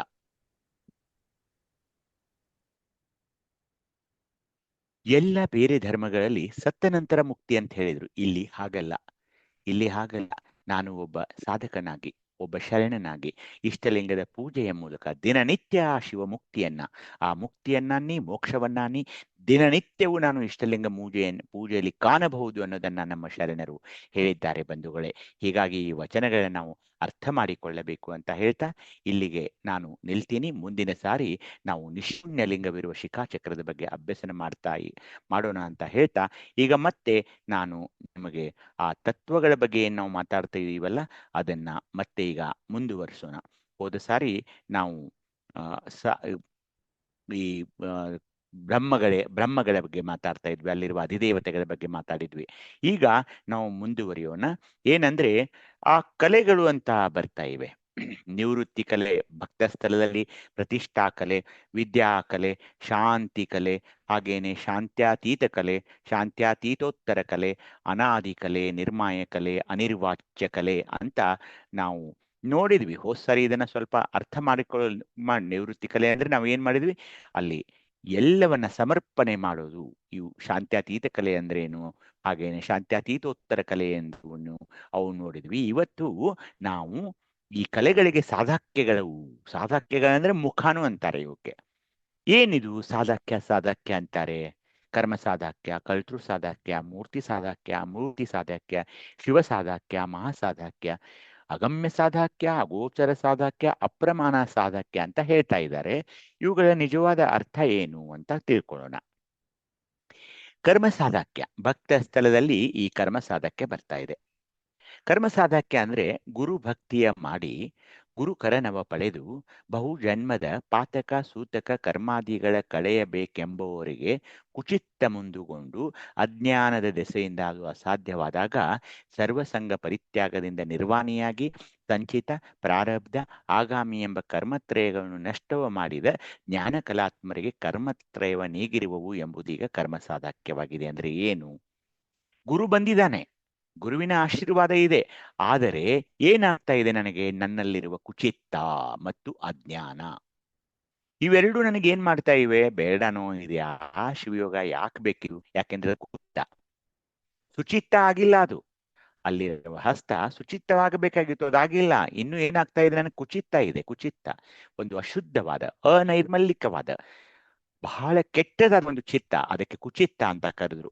ಆ ಕುಚಿತ್ತ ಇನ್ನೂ ಇದೆ, ಯಾಕಂದ್ರೆ ಇನ್ನೂ ಈಗ ಆರಂಭವಾಗಿದೆ. ಏನು? ಭಕ್ತ ಸ್ಥಳದಲ್ಲಿ ನಾನಿದ್ದಾಗ ಆ ಕುಚಿತ್ತವಾಗಿದೆ. ನನ್ನ ಮನಸ್ಸು ಸರಿಯಾಗಿಲ್ಲ, ಚಿತ್ತು ಸರಿಯಾಗಿಲ್ಲ. ಹಾಗೇನೆ ಶಿವಜ್ಞಾನದ ಒಂದು ಎಳೆಯೂ ನನ್ನ ಹತ್ರ ಇಲ್ಲ. ಈ ಕುಚಿತ್ತ ಮತ್ತು ಅಜ್ಞಾನದ ದಶೆಯಿಂದ ಏನಾಗಿದೆ ನನ್ನ ಪರಿಸ್ಥಿತಿ ಅಂದ್ರೆ, ನನಗೆ ಇದು ಲಭಿಸ್ತಾ ಇಲ್ಲ. ಶಿವಜ್ಞಾನದಲ್ಲಿ ನಾನು ಹೋಗ್ಬೇಕು, ಶಿವಯೋಗವನ್ನು ಮಾಡಿಕೊಳ್ಳಬೇಕು, ದಿನನಿತ್ಯ ಇಷ್ಟಲಿಂಗ ಪೂಜೆಯನ್ನ ಮಾಡಿಕೊಳ್ಳಬೇಕು ಅನ್ನೋದು ಯಾಕೋ ಇನ್ನೂ ಬೇಡ ಅನಿಸ್ತಾ ಇದೆ. ಆದರೆ ಕರ್ಮ ಸಾಧಾಕ್ಯ ಅಂದ್ರೆ ಏನು? ನಾನು ಇಲ್ಲಿ ಆ ಗುರುಭಕ್ತಿ, ಗುರುಕಾರುಣ್ಯವ ಪಡೆದು ದಿನನಿತ್ಯ ಇಷ್ಟಲಿಂಗದಲ್ಲಿ ಶುರು ಮಾಡಬೇಕು, ಆರಂಭಿಸಬೇಕು. ಮಾಡಿ ಸರ್ವಸಂಗ ಪರಿತ್ಯಾಗದಿಂದ ನಿರ್ವಾಣಿಯಾಗಿ ಸಂಚಿತ ಪ್ರಾರಬ್ಧ ಆಗಾಮಿ ಇವೇನು ಕರ್ಮತ್ರಯಗಳನ್ನೇನು ಹೇಳಿದ್ರಲ್ಲ, ಅವು ಅಡ್ಡಿಯಾಗ್ತಾ ಇವೆ ಶಿವಯೋಗಕ್ಕೆ. ಅವುಗಳನ್ನೆಲ್ಲ ನಷ್ಟ ಮಾಡ್ಕೊಳ್ತಾರೆ. ಎಲ್ಲಿ? ಈ ಕರ್ಮ ಸಾಧಾಕ್ಯದಲ್ಲಿ ಅವು ಏನಿದ್ವಲ್ಲ ನಮ್ಮ ಹಳೆಯ ಆಲೋಚನೆಗಳು ಏನು, ಅದು ಸ್ಥಾವರ ಲಿಂಗಗಳ ಬಗ್ಗೆ ಇರಬಹುದು, ದೇವಸ್ಥಾನಗಳ ಬಗ್ಗೆ ಇರಬಹುದು, ಪುಣ್ಯಕ್ಷೇತ್ರಗಳ ಬಗ್ಗೆ ಇರಬಹುದು, ಹಾಗೇನೆ ಪಂಚಾಂಗ, ಮುಹೂರ್ತ, ಸೂತಕ, ಇವೆಲ್ಲ ಪಾತಕ ಸೂತಕ ಅಂತ ಬಂತು ನೋಡಿ. ಅವೆಲ್ಲ ಆಲೋಚನೆಗಳು, ಯೋಚನೆಗಳಲ್ಲಿ ಭದ್ರವಾಗಿ ನಾವು ಅಂಟ್ಕೊಂಡಿದ್ವಲ್ಲ, ಅದನ್ನೆಲ್ಲ ನಮ್ಮನ್ನು ಬಿಡಿಸ್ತಾ ಇದೆ. ಈ ಆಲೋಚನೆಗಳನ್ನ, ಕರ್ಮತ್ರಯಗಳನ್ನ ಎಲ್ಲವನ್ನ ಯಾವುದು ಬಿಡಿಸುತ್ತಲ್ಲ ಅದಕ್ಕೆ ಕರ್ಮ ಸಾಧಾಕ್ಯ ಅಂತ ಕರೀತಾರೆ. ಕರ್ಮ ಸಾಧಾಕ್ಯ ಅಂದ್ರೆ ಕರ್ಮಾದಿಗಳನ್ನ ಅದು ಕಳೀತಾ ಇದೆ. ಯಾವುದು? ಕರ್ಮ ಸಾಧಾಕ್ಯ. ಕರ್ಮಾದಿಗಳು ಸಂಚಿತ, ಪ್ರಾರಬ್ಧ, ಆಗಾಮ. ಹಿಂದೆ ಮಾಡಿದ ಎಲ್ಲ ಕುಕೃತ್ಯಗಳು ಇರಬಹುದು, ಮುಂದೆ ಮಾಡೋವು ಇರಬಹುದು, ಈಗ ಮಾಡ್ತಾ ಇರೋ ಯಾವುದೇ ಕೆಟ್ಟ ಕೆಲಸಗಳು ಇರಬಹುದು. ಅವುಗಳನ್ನೇ ಸಂಚಿತ, ಪ್ರಾರಬ್ಧ, ಆಗಾಮಿ ಕರ್ಮ ಅಂದ್ರೆ. ಇವುಗಳನ್ನೆಲ್ಲ ನಷ್ಟ ಮಾಡಿ ನಮಗೆ ಒಂದು ಕರ್ಮತ್ರಯವನ್ನ ನೀಗಿಸೋ ಒಂದು ಕೆಲಸ ಯಾವ್ದು ಮಾಡ್ತಾ ಇದೆ ಅಂದ್ರೆ ಕರ್ಮ ಸಾಧಾಕ್ಯ. ಕರ್ಮಾದಿಗಳನ್ನ ಕಳೀತಾ ಇದೆ. ಅದಕ್ಕೆ ಗುರುಭಕ್ತಿ, ಗುರು ಕಾರುಣ್ಯ ಬೇಕು. ಹಾಗೇನೆ ಚಿತ್ತ ಸುಚಿತ್ತವಾಗಬೇಕು, ಅಜ್ಞಾನ ಸುಜ್ಞಾನವಾಗಬೇಕು ಶಿವಯೋಗದ ಮೂಲಕ. ಅದಕ್ಕೆ ಏನ್ ಮಾಡಿದ್ರು? ಭಕ್ತ ಸ್ಥಳದಲ್ಲಿ ಈ ಕರ್ಮ ಸಾಧಕ್ಯವನ್ನ ಕೊಟ್ರು. ಅತ್ಯಂತ ಆರಂಭಿಕ ಹಂತದಲ್ಲಿ ಇದು ಬೇಕು. ಸುಚಿತ್ತ ಹಸ್ತ, ಇಲ್ಲಿ ಸುಚಿತ್ತ ಯಾಕೆ ಕೊಟ್ರು ಅಂದ್ರೆ ಇದೇ ಕಾರಣಕ್ಕಾಗಿ. ಕರ್ಮ ಸಾಧಕ್ಯಕ್ಕೆ ಪೂರಕವಾಗಿ ಅಲ್ಲಿ ಸುಚಿತ್ತ ಹಸ್ತವನ್ನ ಕೊಟ್ರು. ಕಳ್ತೃ ಸಾಧಕ್ಯ ಅನ್ನೋದು ಮುಂದೆ ಮಹೇಶ ಸ್ಥಳದಲ್ಲಿ ಕೊಟ್ಟಿದ್ದಾರೆ. ಏನು? ಲಿಂಗ ಪೂಜೆಯ ಮಾಡಿ ಲಿಂಗ ದೊಲುಮೆಯ ಪಡೆದು ಷಣ್ಮತಗಳಿಗೆ ಅಂತ ಅನೇಕ ಆಗಿನ ಕಾಲದಲ್ಲಿ 12ನೇ ಶತಮಾನದಲ್ಲಿ ಇವೆಲ್ಲ ಇದ್ವು. ಶೈವ, ವೈಷ್ಣವ, ಶಾಕ್ತ, ಸೌರ, ವೈನಾಯಕ ಮತ್ತು ಸ್ಕಂದ ಅಂತ ಇವು ಒಂದು 6 ದರ್ಶನಗಳಿದ್ವು, 6 ಮತಗಳಿದ್ವು ಅವಾಗ. ಇವುದೇನ್ ಮಾಡಿದ್ರು ಅವರು? ಲಿಂಗ ಪೂಜೆಯ ಮಾಡಿ ಲಿಂಗದೊಲಮೆಯ ಪಡೆದು ಷಣ್ಮತಗಳಿಗೆ ಉಪರಿಯಾಗಿರಬೇಕೆಂಬುವರೆಗೆ. ಅಂದ್ರೆ ಏನು? ಈ ಷಣ್ಮತಗಳನ್ನು ನಾನು ನಂಬಲ್ಲ, ಈ ಷಣ್ಮತಗಳ ಬಗ್ಗೆ ನನಗೇನೂ ಗೊತ್ತಿಲ್ಲ, ಅಥವಾ ಇವು ಶ್ರೇಷ್ಠವಾಗಿವೆ, ಇವುಗಳನ್ನ ನಾನು ಕಲಿಬೇಕು ಅಂತ ಈ ತರ ಇಲ್ಲ. ನನ್ನ ಶಿವಯೋಗ, ನನ್ನ ಶಿವಜ್ಞಾನ, ನನ್ನ ಶರಣರ ಕೊಡುವಂತ ಒಂದು ವಚನಗಳ ಒಂದು ಏನು ಜ್ಞಾನ ಇದೆಯಲ್ಲ, ಅವೆಲ್ಲ ಇವುಗಳ ಮೇಲಿನ ಒಂದು ಸ್ಥಿತಿ. ಅದು ಈ ಷಣ್ಮತಗಳು ಏನು ಬೋಧಿಸಿದವಲ್ಲ, ಇವುಗಳ ಮೇಲಿನ ಒಂದು ಚಿಂತನೆಯಲ್ಲಿ ನಡೀತಾ ಇದೆ ಶಿವಯೋಗ ಅನ್ನೋದು. ಅದಕ್ಕೊಂದು ರಾಜಯೋಗ ಅಂತಾನೂ ಕರೆದ್ರು. ಎಲ್ಲದಕ್ಕಿಂತ ಮೇಲಿಂದು ಇದು ಉಪರಿಯಾಗಿರಬೇಕೆಂಬುವರಿಗೆ. ಅಂದ್ರೆ ಏನು? ಹಾಗೆ ತಿಳಿದುಕೊಂಡು ನಾನು ಶಿವಯೋಗದಲ್ಲಿ ಮುಂದುವರಿಯಬೇಕು ಅನ್ನೋ ಛಲ ಯಾರಿಗಿರುತ್ತಲ್ಲ, ಆ ಛಲ ಇರುವವ್ರಿಗೆ ಏನಾಯ್ತು? ಕುಬುದ್ಧಿ, ಅತ್ಯಾಶೆ, ಅಜ್ಞಾನ ಮುಂದುಗೊಂಡು ಅದು ಅಸಾಧ್ಯವಾಯಿತು. ಏನು? ಶಿವಯೋಗದಲ್ಲಿ ಮುಂದುವರಿಯಲು ಇಲ್ಲ. ಆ ಷಣ್ಮತಗಳೇ ಶ್ರೇಷ್ಠವಾಗಿವೆ, ಈ ಶಿವಯೋಗ ಶ್ರೇಷ್ಠವಾಗಿಲ್ಲ. ಅದು ಹಾಗೆ ಬಂತು. ಯಾಕೆ? ಕುಬುದ್ಧಿ ಮತ್ತು ಅತ್ಯಾಶೆ ಮತ್ತು ಅಜ್ಞಾನದಿಂದ. ಇದನ್ನ ಮೀರಿ ಈ ಕುಬುದ್ಧಿಯನ್ನ ಸುಬುದ್ಧಿಯಾಗಿ ಮಾಡಿಕೊಂಡು, ಅತ್ಯಾಶೆಯನ್ನ ತ್ಯಜಿಸಿ, ಅಜ್ಞಾನವನ್ನ ಶಿವಜ್ಞಾನವಾಗಿ ಮಾಡಿಕೊಂಡಾಗ ಏನಾಗ್ಬೇಕು? ಕಿಂಕುರುವಾನ, ಸತ್ಕಾಯಕ, ಸದ್ಭಕ್ತಿ, ಸದಾಚಾರ ಮುಂದುಗೊಂಡು ನಿಷ್ಪ್ರಪಂಚಿಯಾಗಿ ಚಿದಂಗ ಚಿದ್ಘನಲಿಂಗದ ಮರ್ಮವನರಿತು ಅರ್ಚಿಸಿ ಲಿಂಗಾಂಗ ಸಂಬಂಧಿಯಾದ ಲಿಂಗನಿಷ್ಠಾ ಪರತ್ವದಿಂದ ಇಹಪರಗಳಿಗೆ ಮೀರಿ ತೋರುವುದೆಂಬುದೊಂದಿಗ ಕರ್ತೃ ಸಾಧಕ್ಯವಾಗಿದೆ. ಅಂದ್ರೆ ಏನಂದ್ರೆ, ಇಲ್ಲಿ ನಾನು ಬೇರೆ ಬೇರೆ ದರ್ಶನಗಳನ್ನೇ, ಮತಗಳನ್ನೇ, ಬೇರೆ ಒಂದು ಧರ್ಮಗಳ ಬಗ್ಗೆಯನ್ನೇ, ಅವುಗಳಕ್ಕಿಂತ ಅತ್ಯಂತ ಶ್ರೇಷ್ಠವಾಗಿದೆ ನನ್ನ ಶಿವಯೋಗ, ನನ್ನ ಶರಣರ ಚಿಂತನೆ ಅನ್ನೋದನ್ನ ಯಾವಾಗಲೂ ನಾವು ಅತ್ಯಂತ ವಿಶ್ವಾಸದಿಂದ ಅದನ್ನು ನಂಬಲೇಬೇಕು. ಮತ್ತೆ ಮತ್ತೆ ಯಾಕೆ ಅದನ್ನ ಹೇಳ್ತಾ ಇದ್ದೀನಿ ಅಂದ್ರೆ, ಒಮ್ಮೊಮ್ಮೆ ಮತ್ತೆ ಹೇಳ್ತಾರೆ, ಅಯ್ಯೋ ಅದು ಚೆನ್ನಾಗಿದೆ ರೀ, ಇದು ಚೆನ್ನಾಗಿದೆ, ಅಲ್ಲಿ ಹೋಗೋಣ ಬನ್ನಿ, ಆ ಒಂದು ಬಹಳ ಚೆನ್ನಾಗಿ ಹೇಳ್ತಿದ್ದಾರೆ, ಅಲ್ಲಿ ಹೋಗೋಣ ಬನ್ನಿ, ಆ ಒಂದು ಪ್ರಯೋಗ ಮಾಡೋಣ ಬನ್ನಿ, ಅವ್ರ ಹತ್ರ ಹೋಗಿ ಕೇಳ್ಕೊಂಡು ಬರೋಣ ಬನ್ನಿ, ಅಥವಾ ಆ ಕ್ಷೇತ್ರಕ್ಕೆ ಹೋಗೋಣ ಬನ್ನಿ. ಇವೆಲ್ಲ ಷಣ್ಮತಗಳ ಒಂದು ಚಿಂತನೆಗಳಿಗೆ ನಾವು ಬಲಿಯಾಗಬಾರ್ದು.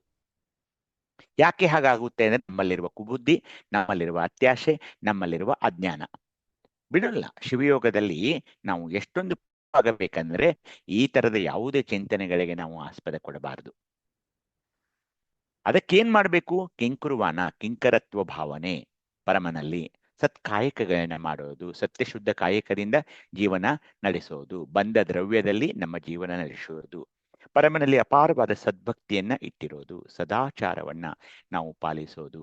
ಅನೇಕ ಪಂಚಾಚಾರಗಳನ್ನ ಮುಂದೆ ಇಟ್ಟಿದ್ದಾರೆ, ಅದರಲ್ಲಿ ಸದಾಚಾರ. ನಿಷ್ಪ್ರಪಂಚಯಾಗಿ ಅಂದ್ರೆ ಏನು?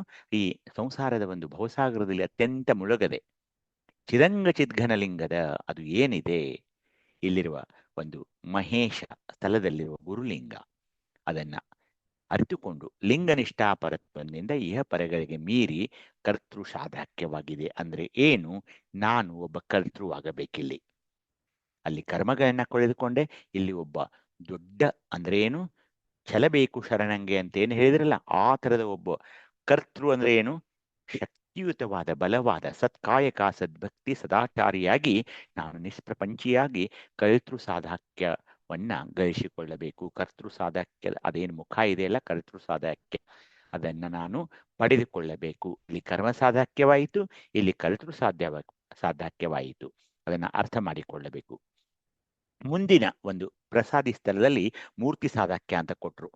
ದಾಸೋಹವ ಮಾಡಿ ಉಪರಿಯಾದ ಅಂದ್ರೆ ಮೇಲೆ ಹೋದ, ಸೋಹಂಭಾವಿಯಾದನೆಂಬುವವರಿಗೆ ಅಹಂ ಬ್ರಹ್ಮವೆಂಬ ಅಹಂಕಾರದಿಂದ ಅಷ್ಟಭೋಗ ಮದ ತಲೆಗೇರಿ ಅಜ್ಞಾನ ಮುಂದುಗೊಂಡು ಮತ್ತೆ ಶಿವಯೋಗ ಅಸಾಧ್ಯವಾದಾಗ ಇಂದು ನಾಳಿಗೆಂಬ ಸಂದೇಹದ ಕೀಲು ಕಳೆದು ನಿರಹಂಕಾರಿಯಾಗಿ ಈಶನತ್ರಯದ ಸತಿ ಸುತ ಸಂಪತ್ತು ಆಶ್ರಯ ಮಾಡದೆ ನಿರಾಶಿಕನಾಗಿ ತನು ಮನವ ಸಮರ್ಪಿಸಿ ದಾಸೋಹಂಭಾವಿಯಾಗಿರುವುದು ಮೂರ್ತಿ ಸಾಧಕ್ಯ. ಅಂದ್ರೆ ಏನು? ಈಗ ನೀವು ಪ್ರಸಾದಿ ಸ್ಥಳಕ್ಕೆ ಬಂದಾಗ ಇಲ್ಲಿರುವುದು ನಿರಹಂಕಾರ ಹಸ್ತ, ಗೊತ್ತು ನಿಮಗದು. ಏನಾಗುತ್ತೆ ಇಲ್ಲಿ? ಈ ಸ್ಥಳದಲ್ಲಿ ಏನಾಗುತ್ತಂದ್ರೆ ಒಂಥರ ಅಹಂಭಾವ ಶುರುವಾಗುತ್ತೆ. ನನ್ನಂತ ದಾಸೋಹ ಯಾರೂ ಮಾಡೋಲ್ಲ, ನನ್ನ ಹಾಗೆ ಇಷ್ಟಲಿಂಗ ಪೂಜೆನೇ ಯಾರೂ ಮಾಡೋಲ್ಲ, ನನ್ನ ಹಾಗೆ ಶಿವಯೋಗದ ಬಗ್ಗೆ ಯಾರೂ ಮಾತನಾಡೋಲ್ಲ. ಒಂಥರ ವಿಚಿತ್ರವಾದ ಅಹಂಕಾರಗಳು ಇಲ್ಲಿ. ಅಂತವನ್ಗೆ ಏನಾಗುತ್ತೆ? ಅಹಂ ಬ್ರಹ್ಮ, ಈಗಾಗಲೇ ಇವನು ಅಂದ್ಬಿಟ್ಟ, ನಾನು ಈಗಾಗಲೇ ಶಿವನಾಗಿದ್ದೇನೆ, ನಾನೇ ಶಿವನಾಗಿದ್ದೇನೆ, ಅಹಂ ಬ್ರಹ್ಮವೆಂಬ ಅಹಂಕಾರದಿಂದ ಅಷ್ಟರಲ್ಲಿ ಏನಾಯ್ತು? ಶಿವನ ಅನುಗ್ರಹವೋ ಏನೋ ಗೊತ್ತಿಲ್ಲ, ಆದ್ರೆ ಅಷ್ಟಮೋಘ ಮದ ತಲೆಗೇರಿ. ಆ ಅಹಂಕಾರ ಹಾಗೆ ಇರುತ್ತೆ. ಅಹಂಕಾರ ಒಮ್ಮೆ ತಲೆಗೆಡಿಸ್ತಂದ್ರೆ ಮುಗಿದೋಯ್ತು. ಮತ್ತೆ ಅಜ್ಞಾನ ಮುಂದುಗೊಂಡು ಶಿವಯೋಗ ಅಸಾಧ್ಯ ಆಗುತ್ತೆ. ಈಗ ಶಿವಯೋಗ ಅಸಾಧ್ಯವಾದಾಗ ಏನಾಗುತ್ತೆ ಗೊತ್ತೇ? ಇಂದು ನಾಳೆಗೆ ಅಂದ್ರೆ ಏನು? ನಾಳೆ ಬಗ್ಗೆ ಎಲ್ಲ ಚಿಂತನೆ ಮಾಡಿ, ಅಷ್ಟು ಗಳಿಸ್ಬೇಕು, ಇಷ್ಟು ಗಳಿಸಬೇಕು, ಅಷ್ಟು ಗಳಿಸ್ಬೇಕು, ಇಷ್ಟು ಗಳಿಸ್ಬೇಕು, ಈ ತರ ಒಂದು ಚಿಂತನೆಯಲ್ಲಿ ಅವನು ತೊಡಗುತ್ತಾನೆ. ಅದಕ್ಕೆ ನಿರಹಂಕಾರಿಯಾಗಬೇಕು ನೋಡಿ. ಈ ಮೂರ್ತಿ ಸಾಧಾಕ್ಯದಲ್ಲಿ ನಿರಹಂಕಾರಿಯಾಗಬೇಕು. ಈಶನತ್ರಯ ಅಂದ್ರೆ ಬರೀ ಹೆಂಡತಿ ಮಕ್ಕಳು ಸಂಸಾರ ಸಿರಿ ಸಂಪತ್ತನ್ನು ಗಳಿಸ್ಬೇಕು ಗಳಿಸ್ಬೇಕು ಗಳಿಸ್ಬೇಕು ಅಂತ ಅವುಗಳನ್ನೆಲ್ಲ ಆಶಯ ಮಾಡದೆ ಒಬ್ಬ ನಿರಾಶಿಕನಾಗಿ ತನು ಮನವ ಲಿಂಗದಲ್ಲಿ ಸಮರ್ಪಿಸಿ ದಾಸೋಹಂಭಾವಿಯಾಗಿರ್ಬೇಕು ನೋಡಿ. ಇದು ಮೂರ್ತಿ ಸಾಧಕ್ಯ. ಅಂದ್ರೆ ಏನು? ಇಲ್ಲಿ ಅಹಂಕಾರವನ್ನ ತ್ಯಜಿಸಿ ನಿರಹಂಕಾರಿಯಾಗಬೇಕು. ಅದುವೇ ಮೂರ್ತಿ ಸಾಧಾಕ್ಯ. ಕರ್ಮ ಸಾಧಾಕ್ಯ, ಕರ್ತೃ ಸಾಧಾಕ್ಯ, ಮೂರ್ತಿ ಸಾಧಾಕ್ಯ ಅಂದ್ರೆ ಅದು ಮೂರ್ತಿ ಪರಮನ ಮೂರ್ತಿ. ಒಬ್ಬ ನಿರಹಂಕಾರಿಯಾಗಿ ನಾನು ಶಿವನಾಗ್ಬೇಕಲ್ಲ, ಈಗ ನಿರಹಂಕಾರಿಯಾಗಬೇಕು. ಮುಂದೆ ಆ ಮೂರ್ತಿ ಸಾಧಕ್ಯ ಅಂತ ಬಂತು. ಎಲ್ಲಿ? ಆ ಶಿವಲಿಂಗ ವಿರುವ ಸ್ಥಳದಲ್ಲಿ, ಇದರಲ್ಲಿ ಅನಾಹತ ಚಕ್ರವಿರುವ ಜಂಗಮಲಿಂಗದಕ್ಕೆ ಬಂದ್ರಿ ನೀವು. ಅಮೂರ್ತಿ ಸಾಧಾಕ್ಯ ಅಲ್ಲಿ ಏನಂದ್ರೆ, ಅಂತರಂಗದ ಪ್ರಸನ್ನ ಮೂರ್ತಿ ಪ್ರಾಣಲಿಂಗವು ಭೋರೆಂಬ ನಾದವೇ ಬ್ರಹ್ಮನೆಂಬ ಕುಮನದಿಂದ ತೊಳಲುವವರಿಗೆ ಅಸಾಧ್ಯವಾಗಿ ನಿಜನಷ್ಟೇ ಕರಿಗೊಂಡು ಸ್ವಯ ಚರ ಪರವೇ ತಾನಾಗಿ ಆ ಅರಿದುದೇ ತಾನು ತನ್ನರಿವು ಶಿವತತ್ವವೆಂದು ತಿಳಿದು ಪರಮಾಮೃತ ಸ್ವರೂಪವಾಗಿ ಜ್ಯೋತಿರ್ಮಯ ಲಿಂಗದಲ್ಲಿ ಬೆರೆತಿರುವುದು ಈಗ ಅಮೂರ್ತಿ ಸಾಧಕ್ಯವಾಗಿದೆ. ಅಂದ್ರೆ ಏನು? ಇಲ್ಲಿರುವ ಲಿಂಗ ಜಂಗಮಲಿಂಗ, ಜಂಗಮಲಿಂಗ. ಆದರೆ ಎಳ್ಳಷ್ಟು ಇನ್ನು ನೀನು ಬ್ರಹ್ಮನಾಗಿಲ್ಲ, ನೀನಿನ್ನೂ ಶಿವನಾಗಿಲ್ಲ. ಆದರೆ ಆಗಾಲೇ ಆ ಒಂದು ಬ್ರಹ್ಮನೆಂಬ ಕುಮನದಿಂದ ನಾವು ತೊಳಲ್ಬಾರದು. ನಾನು ಈಗಾಗಲೇ ಬಿಟ್ಟೆ, ನಾನು ಆಗಿಬಿಟ್ಟಿದ್ದೀನಿ, ಇಲ್ಲೇ ನನ್ನ ಶಿವಯೋಗ ಮುಗಿದು ಬಿಟ್ಟಿದೆ, ಜಂಗಮ ಲಿಂಗಕ್ಕೆ ಸಾಕಿನ್ನು, ನಾನು ಮೇಲೆ ಹೋಗೋದಿಲ್ಲ, ಸಾಕಲ್ಲ, ಈಗ ನಾನು ಬ್ರಹ್ಮನಾಗಿಬಿಟ್ಟಿದ್ದೀನಿ ಅನ್ನೋಕ್ಕಾಗೋಲ್ಲ. ಅದೊಂದು ತೊಳಲುವಿಕೆ ಅನಿಸುತ್ತದೆ. ಆಗೇನಾಗುತ್ತೆ, ನೀವು ಮುಂದೆ ಹೋಗೋಕ್ಕಾಗೋಲ್ಲ, ಅಲ್ಲೇ ನಿಂತು ಬಿಡ್ತೀರಾ. ಅದು ಹಾಗಾಗಬಾರ್ದು. ಅದಿಲ್ಲ, ನಾನು ಮುಂದೆ ಹೋಗ್ಬೇಕು ನಿಜ ನಿಷ್ಠೆ ಕರಿಗೊಂಡು. ಅಂದ್ರೆ ನನಗಿನ್ನೂ ಪ್ರಸಾದ ಲಿಂಗಕ್ಕೆ ಹೋಗ್ಬೇಕಾಗಿದೆ, ಮಹಾಲಿಂಗಕ್ಕೆ ಹೋಗ್ಬೇಕಾಗಿದೆ, ಮೇಲಿರುವ ಲಿಂಗಗಳಿಗೆ ಹೋಗ್ಬೇಕಾಗಿದೆ. ಅದಕ್ಕೆ ಏನ್ ಬೇಕು? ನಿಷ್ಠೆ, ನಿಷ್ಠೆ, ನಿಷ್ಠೆ. ಅದು ಪಕ್ವಗೊಂಡು ಸ್ವಯಚರ ಪರವೇ ತಾನಾಗಿ. ಇಲ್ಲಿ ಜಂಗಮಲಿಂಗ ಇದೆ, ಆ ಸ್ಥಳಗಳನ್ನು ನೋಡಿದ್ದೀರಾ ನೀವು? ಶತ ಏಕದ ನೆಲೆಮನೆಯಲ್ಲಿ ಸ್ವಯ ಜಂಗಮ ಸ್ಥಳ, ಚರ ಜಂಗಮ ಸ್ಥಳ, ಪರಜಂಗಮ ಸ್ಥಳ ಅವೆಲ್ಲ ಇಲ್ಲೇ ಬರೋದು. ಆ ಒಂದು ಸ್ವಯ ಚೊರ ಪರ ಜಂಗಮಲಿಂಗವೇ ತಾನಾಗಿ ಆ ಅರಿದುದೇ ತಾನು, ತನ್ನರಿವು ಶಿವತತ್ವವೆಂದು ತಿಳಿದು ಈಗ ನಿಧಾನವಾಗಿ ನಾನು ಯಾರು, ನನ್ನ ಅರಿವು ಅಂದ್ರೇನು, ನನ್ನನ್ನು ನಾನು ಅರಿತುಕೊಳ್ಳುವ ಅದೊಂದು ಶಿವತತ್ವ ಅಂತ ತಿಳಿದು ನನ್ನನ್ನು ನಾನು ವಿಮರ್ಶಿಸಿಕೊಳ್ಳಲು, ನನ್ನನ್ನು ನಾನು ಎನಲೈಸ್ ಮಾಡ್ಕೊಳ್ಳಕ್ ಶುರು ಮಾಡಬೇಕು.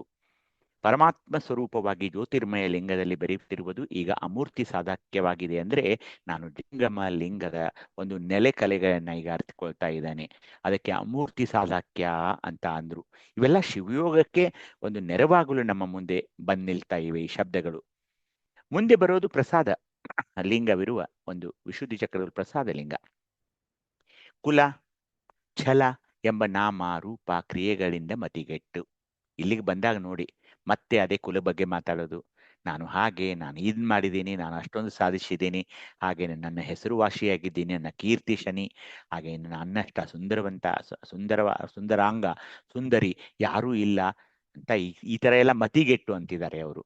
ಕುಲಛಲವೆಂಬ ನಾಮ ರೂಪು ಕ್ರಿಯೆಗಳಿಂದ ಮತಿಗೆಟ್ಟು ಅಜ್ಞಾನ ಪಾಶಬದ್ಧತ್ವದಿಂದ ಶಿವಾಚಾರ ಮಾರ್ಗವನ್ನು ಅರಿಯದೆ, ಲಿಂಗವಂತರ ಗೊತ್ತು ತಿಳಿಯದೆ, ಶಿವಭಕ್ತರೆಂದು ವಾಗ್ಜಾಲದಿಂದ ನುಡಿವ ಜಾನರಿಗೆ.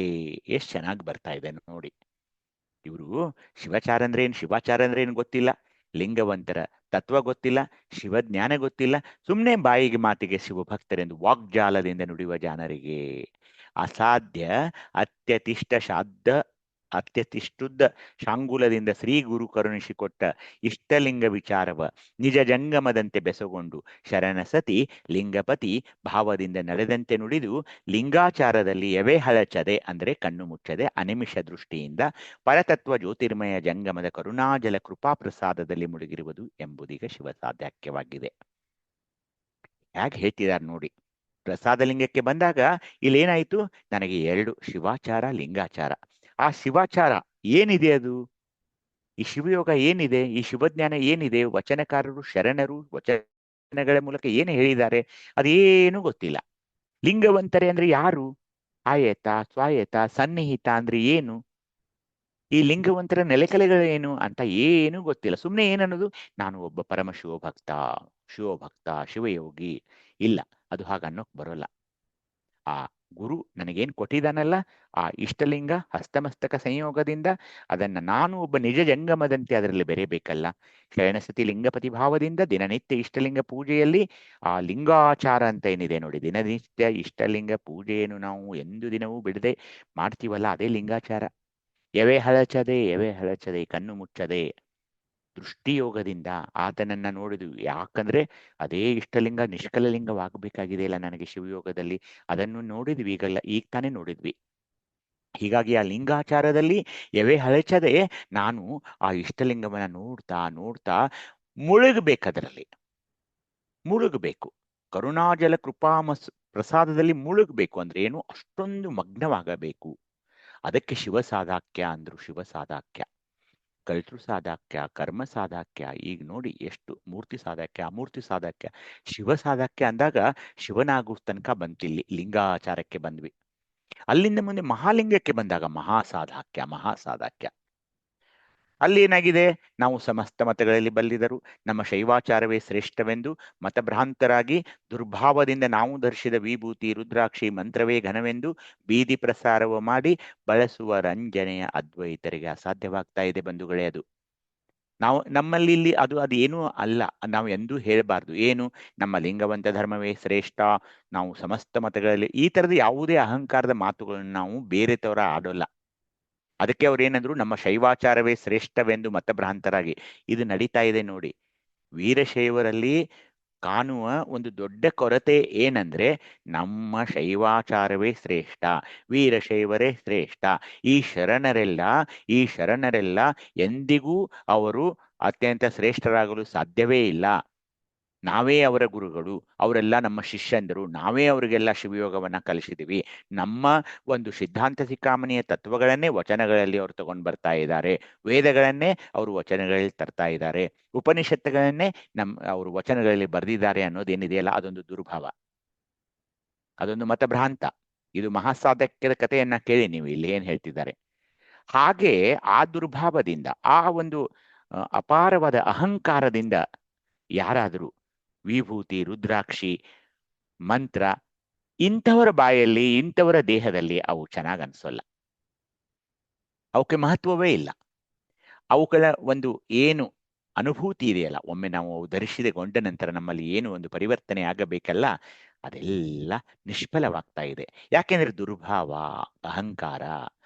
ಅದಕ್ಕೇನಂದ್ರೆ ಅವರು ಬೀದಿ ಪ್ರಸಾರವ ಮಾಡಿ ಅದೇ ಮಾಡ್ತಾ ಇರೋದು. ಬೀದಿ ಪ್ರಸಾರ ಅಂದ್ರೆ ಏನು?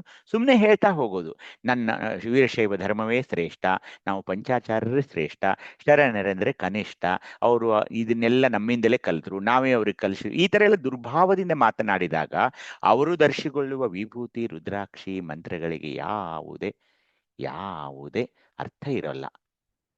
ಅದಕ್ಕೇನಂದ್ರು ಬೀದಿ ಪ್ರಸಾರವ ಮಾಡಿ ಬಳಸುವ ರಂಜನೆಯ ಅದ್ವೈತರಿಗೆ ಅಸಾಧ್ಯವಾಗಿ ಅದು ಆಗೋಲ್ಲ, ಅವರಿಗೆ ಅದು ಸಿದ್ಧಿಸೋದಿಲ್ಲ. ಪ್ರಮಥಗನ ಮಾರ್ಗವಿಡಬೇಕು ನಾವು. ಯಾರದು? ನಮ್ಮ ಶರಣರು ಹೇಳಿದಂತ ಪ್ರಮಥಗನ ಮಾರ್ಗ, ಶಿವಯೋಗ ಮಾರ್ಗ, ಶಿವಯೋಗ ಪಥ, ಅದನ್ನ ಹಿಡಿಬೇಕು ನಾನು.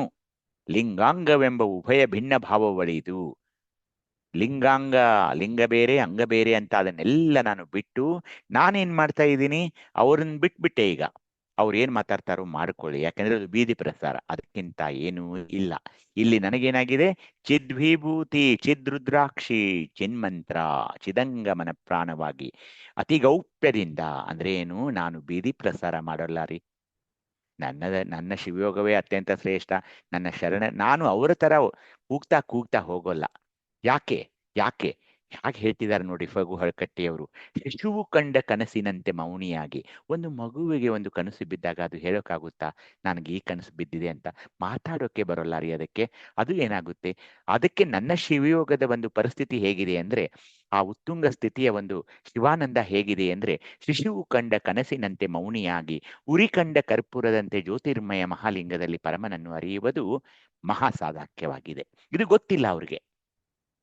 ನನ್ನ ಶಿವಯೋಗದ ಒಂದು ಉತ್ತುಂಗ ಸ್ಥಿತಿ ಏನಿದೆ ಅಂದ್ರೆ, ನಾನು ನನ್ನದೇ ಶ್ರೇಷ್ಠ ಅಂತ ಎಂದು ಅನ್ನೋಲ್ಲ. ನನಗೇನಾಗ್ಬೇಕಾಗಿದೆ, ನನಗೆ ಶಿವಯೋಗಿ ಆಗ್ಬೇಕಾಗ್ತಾ ಇದೆ. ನನ್ನ ಆ ಪರಮನ ನೆಲೆಯನ್ನ ನಾನು ಕಾಣ್ಬೇಕಾಗಿದೆ. ಅದೇ ನನ್ನ ಗುರಿಯಾಗಿರೋದ್ರಿಂದ ನನಗೇನ್ ಕಾಣಿತೋ ಅದನ್ನ ನಾನು ಹೇಳ್ತಾ ಹೋಗೋಲ್ಲ. ನಿಮ್ಮ ಹಾಗೆ ಬೀದಿ ಪ್ರಸಾರವ ಮಾಡೋಲ್ಲ, ಅಹಂಕಾರದಿಂದ ಮಾತಾಡೋಲ್ಲ, ದುರ್ಭಾವದಲ್ಲಿ ಇರೋಲ್ಲ. ಶೈವಾಚಾರವೇ ಶ್ರೇಷ್ಠವೆಂದು ಮತಭ್ರಾಂತರಾಗಿ ಅಂತ ಅವ್ರಿಗಂದ್ರಲ್ಲ, ಅದು ನನ್ನಲ್ಲಿಲ್ಲ. ನಾನು ಶಿಶುವು ಕಂಡ ಕನಸಿನಂತೆ ಮೌನಿಯಾಗಿ, ಉರಿ ಕಂಡ ಕರ್ಪೂರದಂತೆ ಜ್ಯೋತಿರ್ಮಯ ಮಹಾಲಿಂಗದಲ್ಲಿ ನನಗೆ ಆ ಪರಮನನ್ನ ಬೆರೆಯಬೇಕಾಗಿದೆ. ಅದೇ ನನ್ನ ಗುರಿಯಾಗಿದೆ. ಅದೇ ಮಹಾಸಾಧಾಕ್ಯ ಅಂದ್ರು ಮಹಾಲಿಂಗದಲ್ಲಿ. ಮುಂದೆ ಅಗಮ್ಯ ಸಾಧಾಕ್ಯ. ಅದೇನು? ನಮ್ಮ ಶಾಸ್ತ್ರವೇ ಘನವೆಂದು ತರ್ಕಗಳಿಂದ ವಾದಿಗಳಾಗಿ ಒಬ್ಬರೆಂಜಲ ಮಾತನ್ನು ಕಲಿತು ನಿಜಗೆಟ್ಟು ಶಿವಸನ್ಮಾನಿಗಳಲ್ಲಿ ಅಹಂಕರಿಸುವ ದುಷ್ಟರಿಗೆ. ಯಾಕೆಂದ್ರೆ ಇದು ನಿಷ್ಕಲಲಿಂಗ. ಅಲ್ಲಿ ನಮ್ಮ ಶಾಸ್ತ್ರವೇ ಶ್ರೇಷ್ಠ, ಸಿದ್ಧಾಂತ ಶಿಖಾಮಣಿಯ ಮುಂದೆ ಯಾವುದೂ ಏನೂ ಇಲ್ಲ, ಆ ಉಪನಿಷತ್ತುಗಳನ್ನು ನೀವು ಜರಿಬೇಡಿ, ವೇದಗಳೇ ಶ್ರೇಷ್ಠ, ಈ ತರ ಒಂದು ಅದು ತಮ್ಮದೇ ಅಂತ ತರ್ಕಗಳಿಂದ ವಾದಿಗಳಾಗಿ ಬಿಟ್ಟರವರು. ತರ್ಕಗಳಿಂದ. ಯಾಕೆ? ಶಿವಯೋಗ ಎಂದು ಮಾಡಿಕೊಳ್ಳಲೇ ಇಲ್ಲ, ಅದರಲ್ಲಿ ಮುಳುಗಲೇ ಇಲ್ಲ. ಏನಾಯಿತು? ಯಾರನ್ನು ಕೇಳಿದ್ರೆ ಇವರು ಒಬ್ಬರೆಂಜಲ ಮಾತನ್ನು ಕಲಿತು ನಿಚೆಗೆಟ್ಟು ಗರಿ ಕೇಳ್ತಾ ಹೋದ್ರು, ಅದನ್ನೇ ಗಿಳಿ ಹೇಳಿದ ಪಾಠದ ತರ ಹೇಳ್ತಾ ಹೋದ್ರು.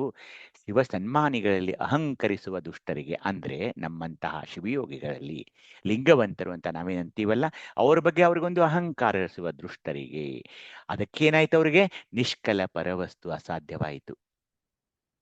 ಈ ತರದ ಒಂದು ಕುತರ್ಕಗಳಿಂದ, ಈ ತರದ ಒಂದು ಬಾಯ್ಹಾಟ್ ಮಾತುಗಳಿಂದ ತಮ್ಮದೇ ಶ್ರೇಷ್ಠ ಅನ್ನುವ ಶರಣರನ್ನು ಧಿಕ್ಕರಿಸುವ ಈ ದುಷ್ಟರಿಗೆ ನಿಷ್ಕಲ ಪರವಸ್ತು ಹೇಗೆ ಕಾಣಿಸುತ್ತೆ ಹೇಳಿ? ನಮ್ದೇನಿದೆ? ಸತ್ತು ಚಿತ್ತು ಆನಂದ ನಿತ್ಯ ಪರಿಪೂರ್ಣ ಅವಿರಳ ಗುರುಕೃಪೆಯಿಂದ ನಮಗೇನಾಗಿದೆ? ಶಿವಾನುಭವ ಶಾಸ್ತ್ರವ ಬೆಸಗೊಂಡು ನಾನು ದಿನನಿತ್ಯ ಈ ವಚನಗಳನ್ನ ಅರ್ಥ ಮಾಡಿಕೊಳ್ತಾ ಇದ್ದೀನಿ. ಸ್ವಾನುಭವದ ನೆಲೆಯಲ್ಲಿ ಬರ್ತಾ ಇದ್ದೀನಿ. ಇಲ್ಲಿ ಏನು ಹೇಳ್ತಾ ಇದ್ದಾರೆ? ಶಿವಯೋಗದ ಬಗ್ಗೆ, ವಚನಗಳ ಬಗ್ಗೆ ಏನ್ ಹೇಳ್ತಿದ್ದಾರೆ? ಅಕ್ಕನ ಯೋಗಾಂಗ ತ್ರಿವಿಧಿ ಏನ್ ಹೇಳ್ತಾ ಇದೆ ಅದನ್ನ ಕೇಳಿ ಕೇಳಿ ಕೇಳಿ ಶಿವಾನುಭವ ಶಾಸ್ತ್ರವ ಬೆಸಗೊಂಡು ಬಯಲು ಭಾನುವ ನುಂಗಿ ನಿಲವು ನೆಳಲ ನುಂಗಿದ ತೆರಲಲ್ಲಿ, ನಿಲವು ನೆಳಲ ನುಂಗಿದ ತೆರದಲ್ಲಿ ವಾಚಾತೀತನಾಗಿ ಕಿಂಕರ ಭಾವ ಮುಂದುಗೊಂಡಿರುವ ಆತನಿಗೆ ನಿಖಲ ಪರವಸ್ತು ಮರೆಗಟ್ಟಿರುವ ನಿಲುಕಡೆ ಎಂಬುದೀಗ ಅಗಮ್ಯ ಸಾಧಾಕ್ಯವಾಗಿದೆ. ನೋಡಿ ನೋಡಿ ಹೇಗಿದೆ ನೋಡಿ. ಅಗಮ್ಯ ಸಾಧ್ಯ ಅಂದ್ರೆ ನನ್ನ ಬಯಲು ಭಾನುವ ನುಂಗಿ ಅಂದ್ರೆ ನನ್ನ ಈ ಬಯಲು ಅಂತ ಏನ್ ನಾವು ಮಾತಾಡ್ತೀವಲ್ಲ, ಇಡೀ ಆಕಾಶವನ್ನ ನುಂಗಿ, ನಿಲವ ನೆರಳು ನುಂಗಿ ಅಂದ್ರೆ ನೆರಳನ್ನ ನುಂಗಿ ನಾನು ಈಗ ಮಾತಾಡೋಲ್ಲ. ವಾಚಾತೀತನಾಗಿ ಅಂದ್ರೆ ನಾನು ಮೌನಿಯಾಗಿರ್ತೀನಿ. ಮತ್ತೆ ಮತ್ತೆ ಪದೇ ಪದೇ ಯಾಕೆ ಕಿಂಕರ ಭಾವ ಅಂತ ಹೇಳ್ತಿದ್ದಾರೆ ಅಂದ್ರೆ ಆ ಶರಣರ ಒಂದು ದೊಡ್ಡ ನಿಲುವು ಅದು. ಅದೇನಂದ್ರೆ ಕಿಂಕರ ಭಾವ.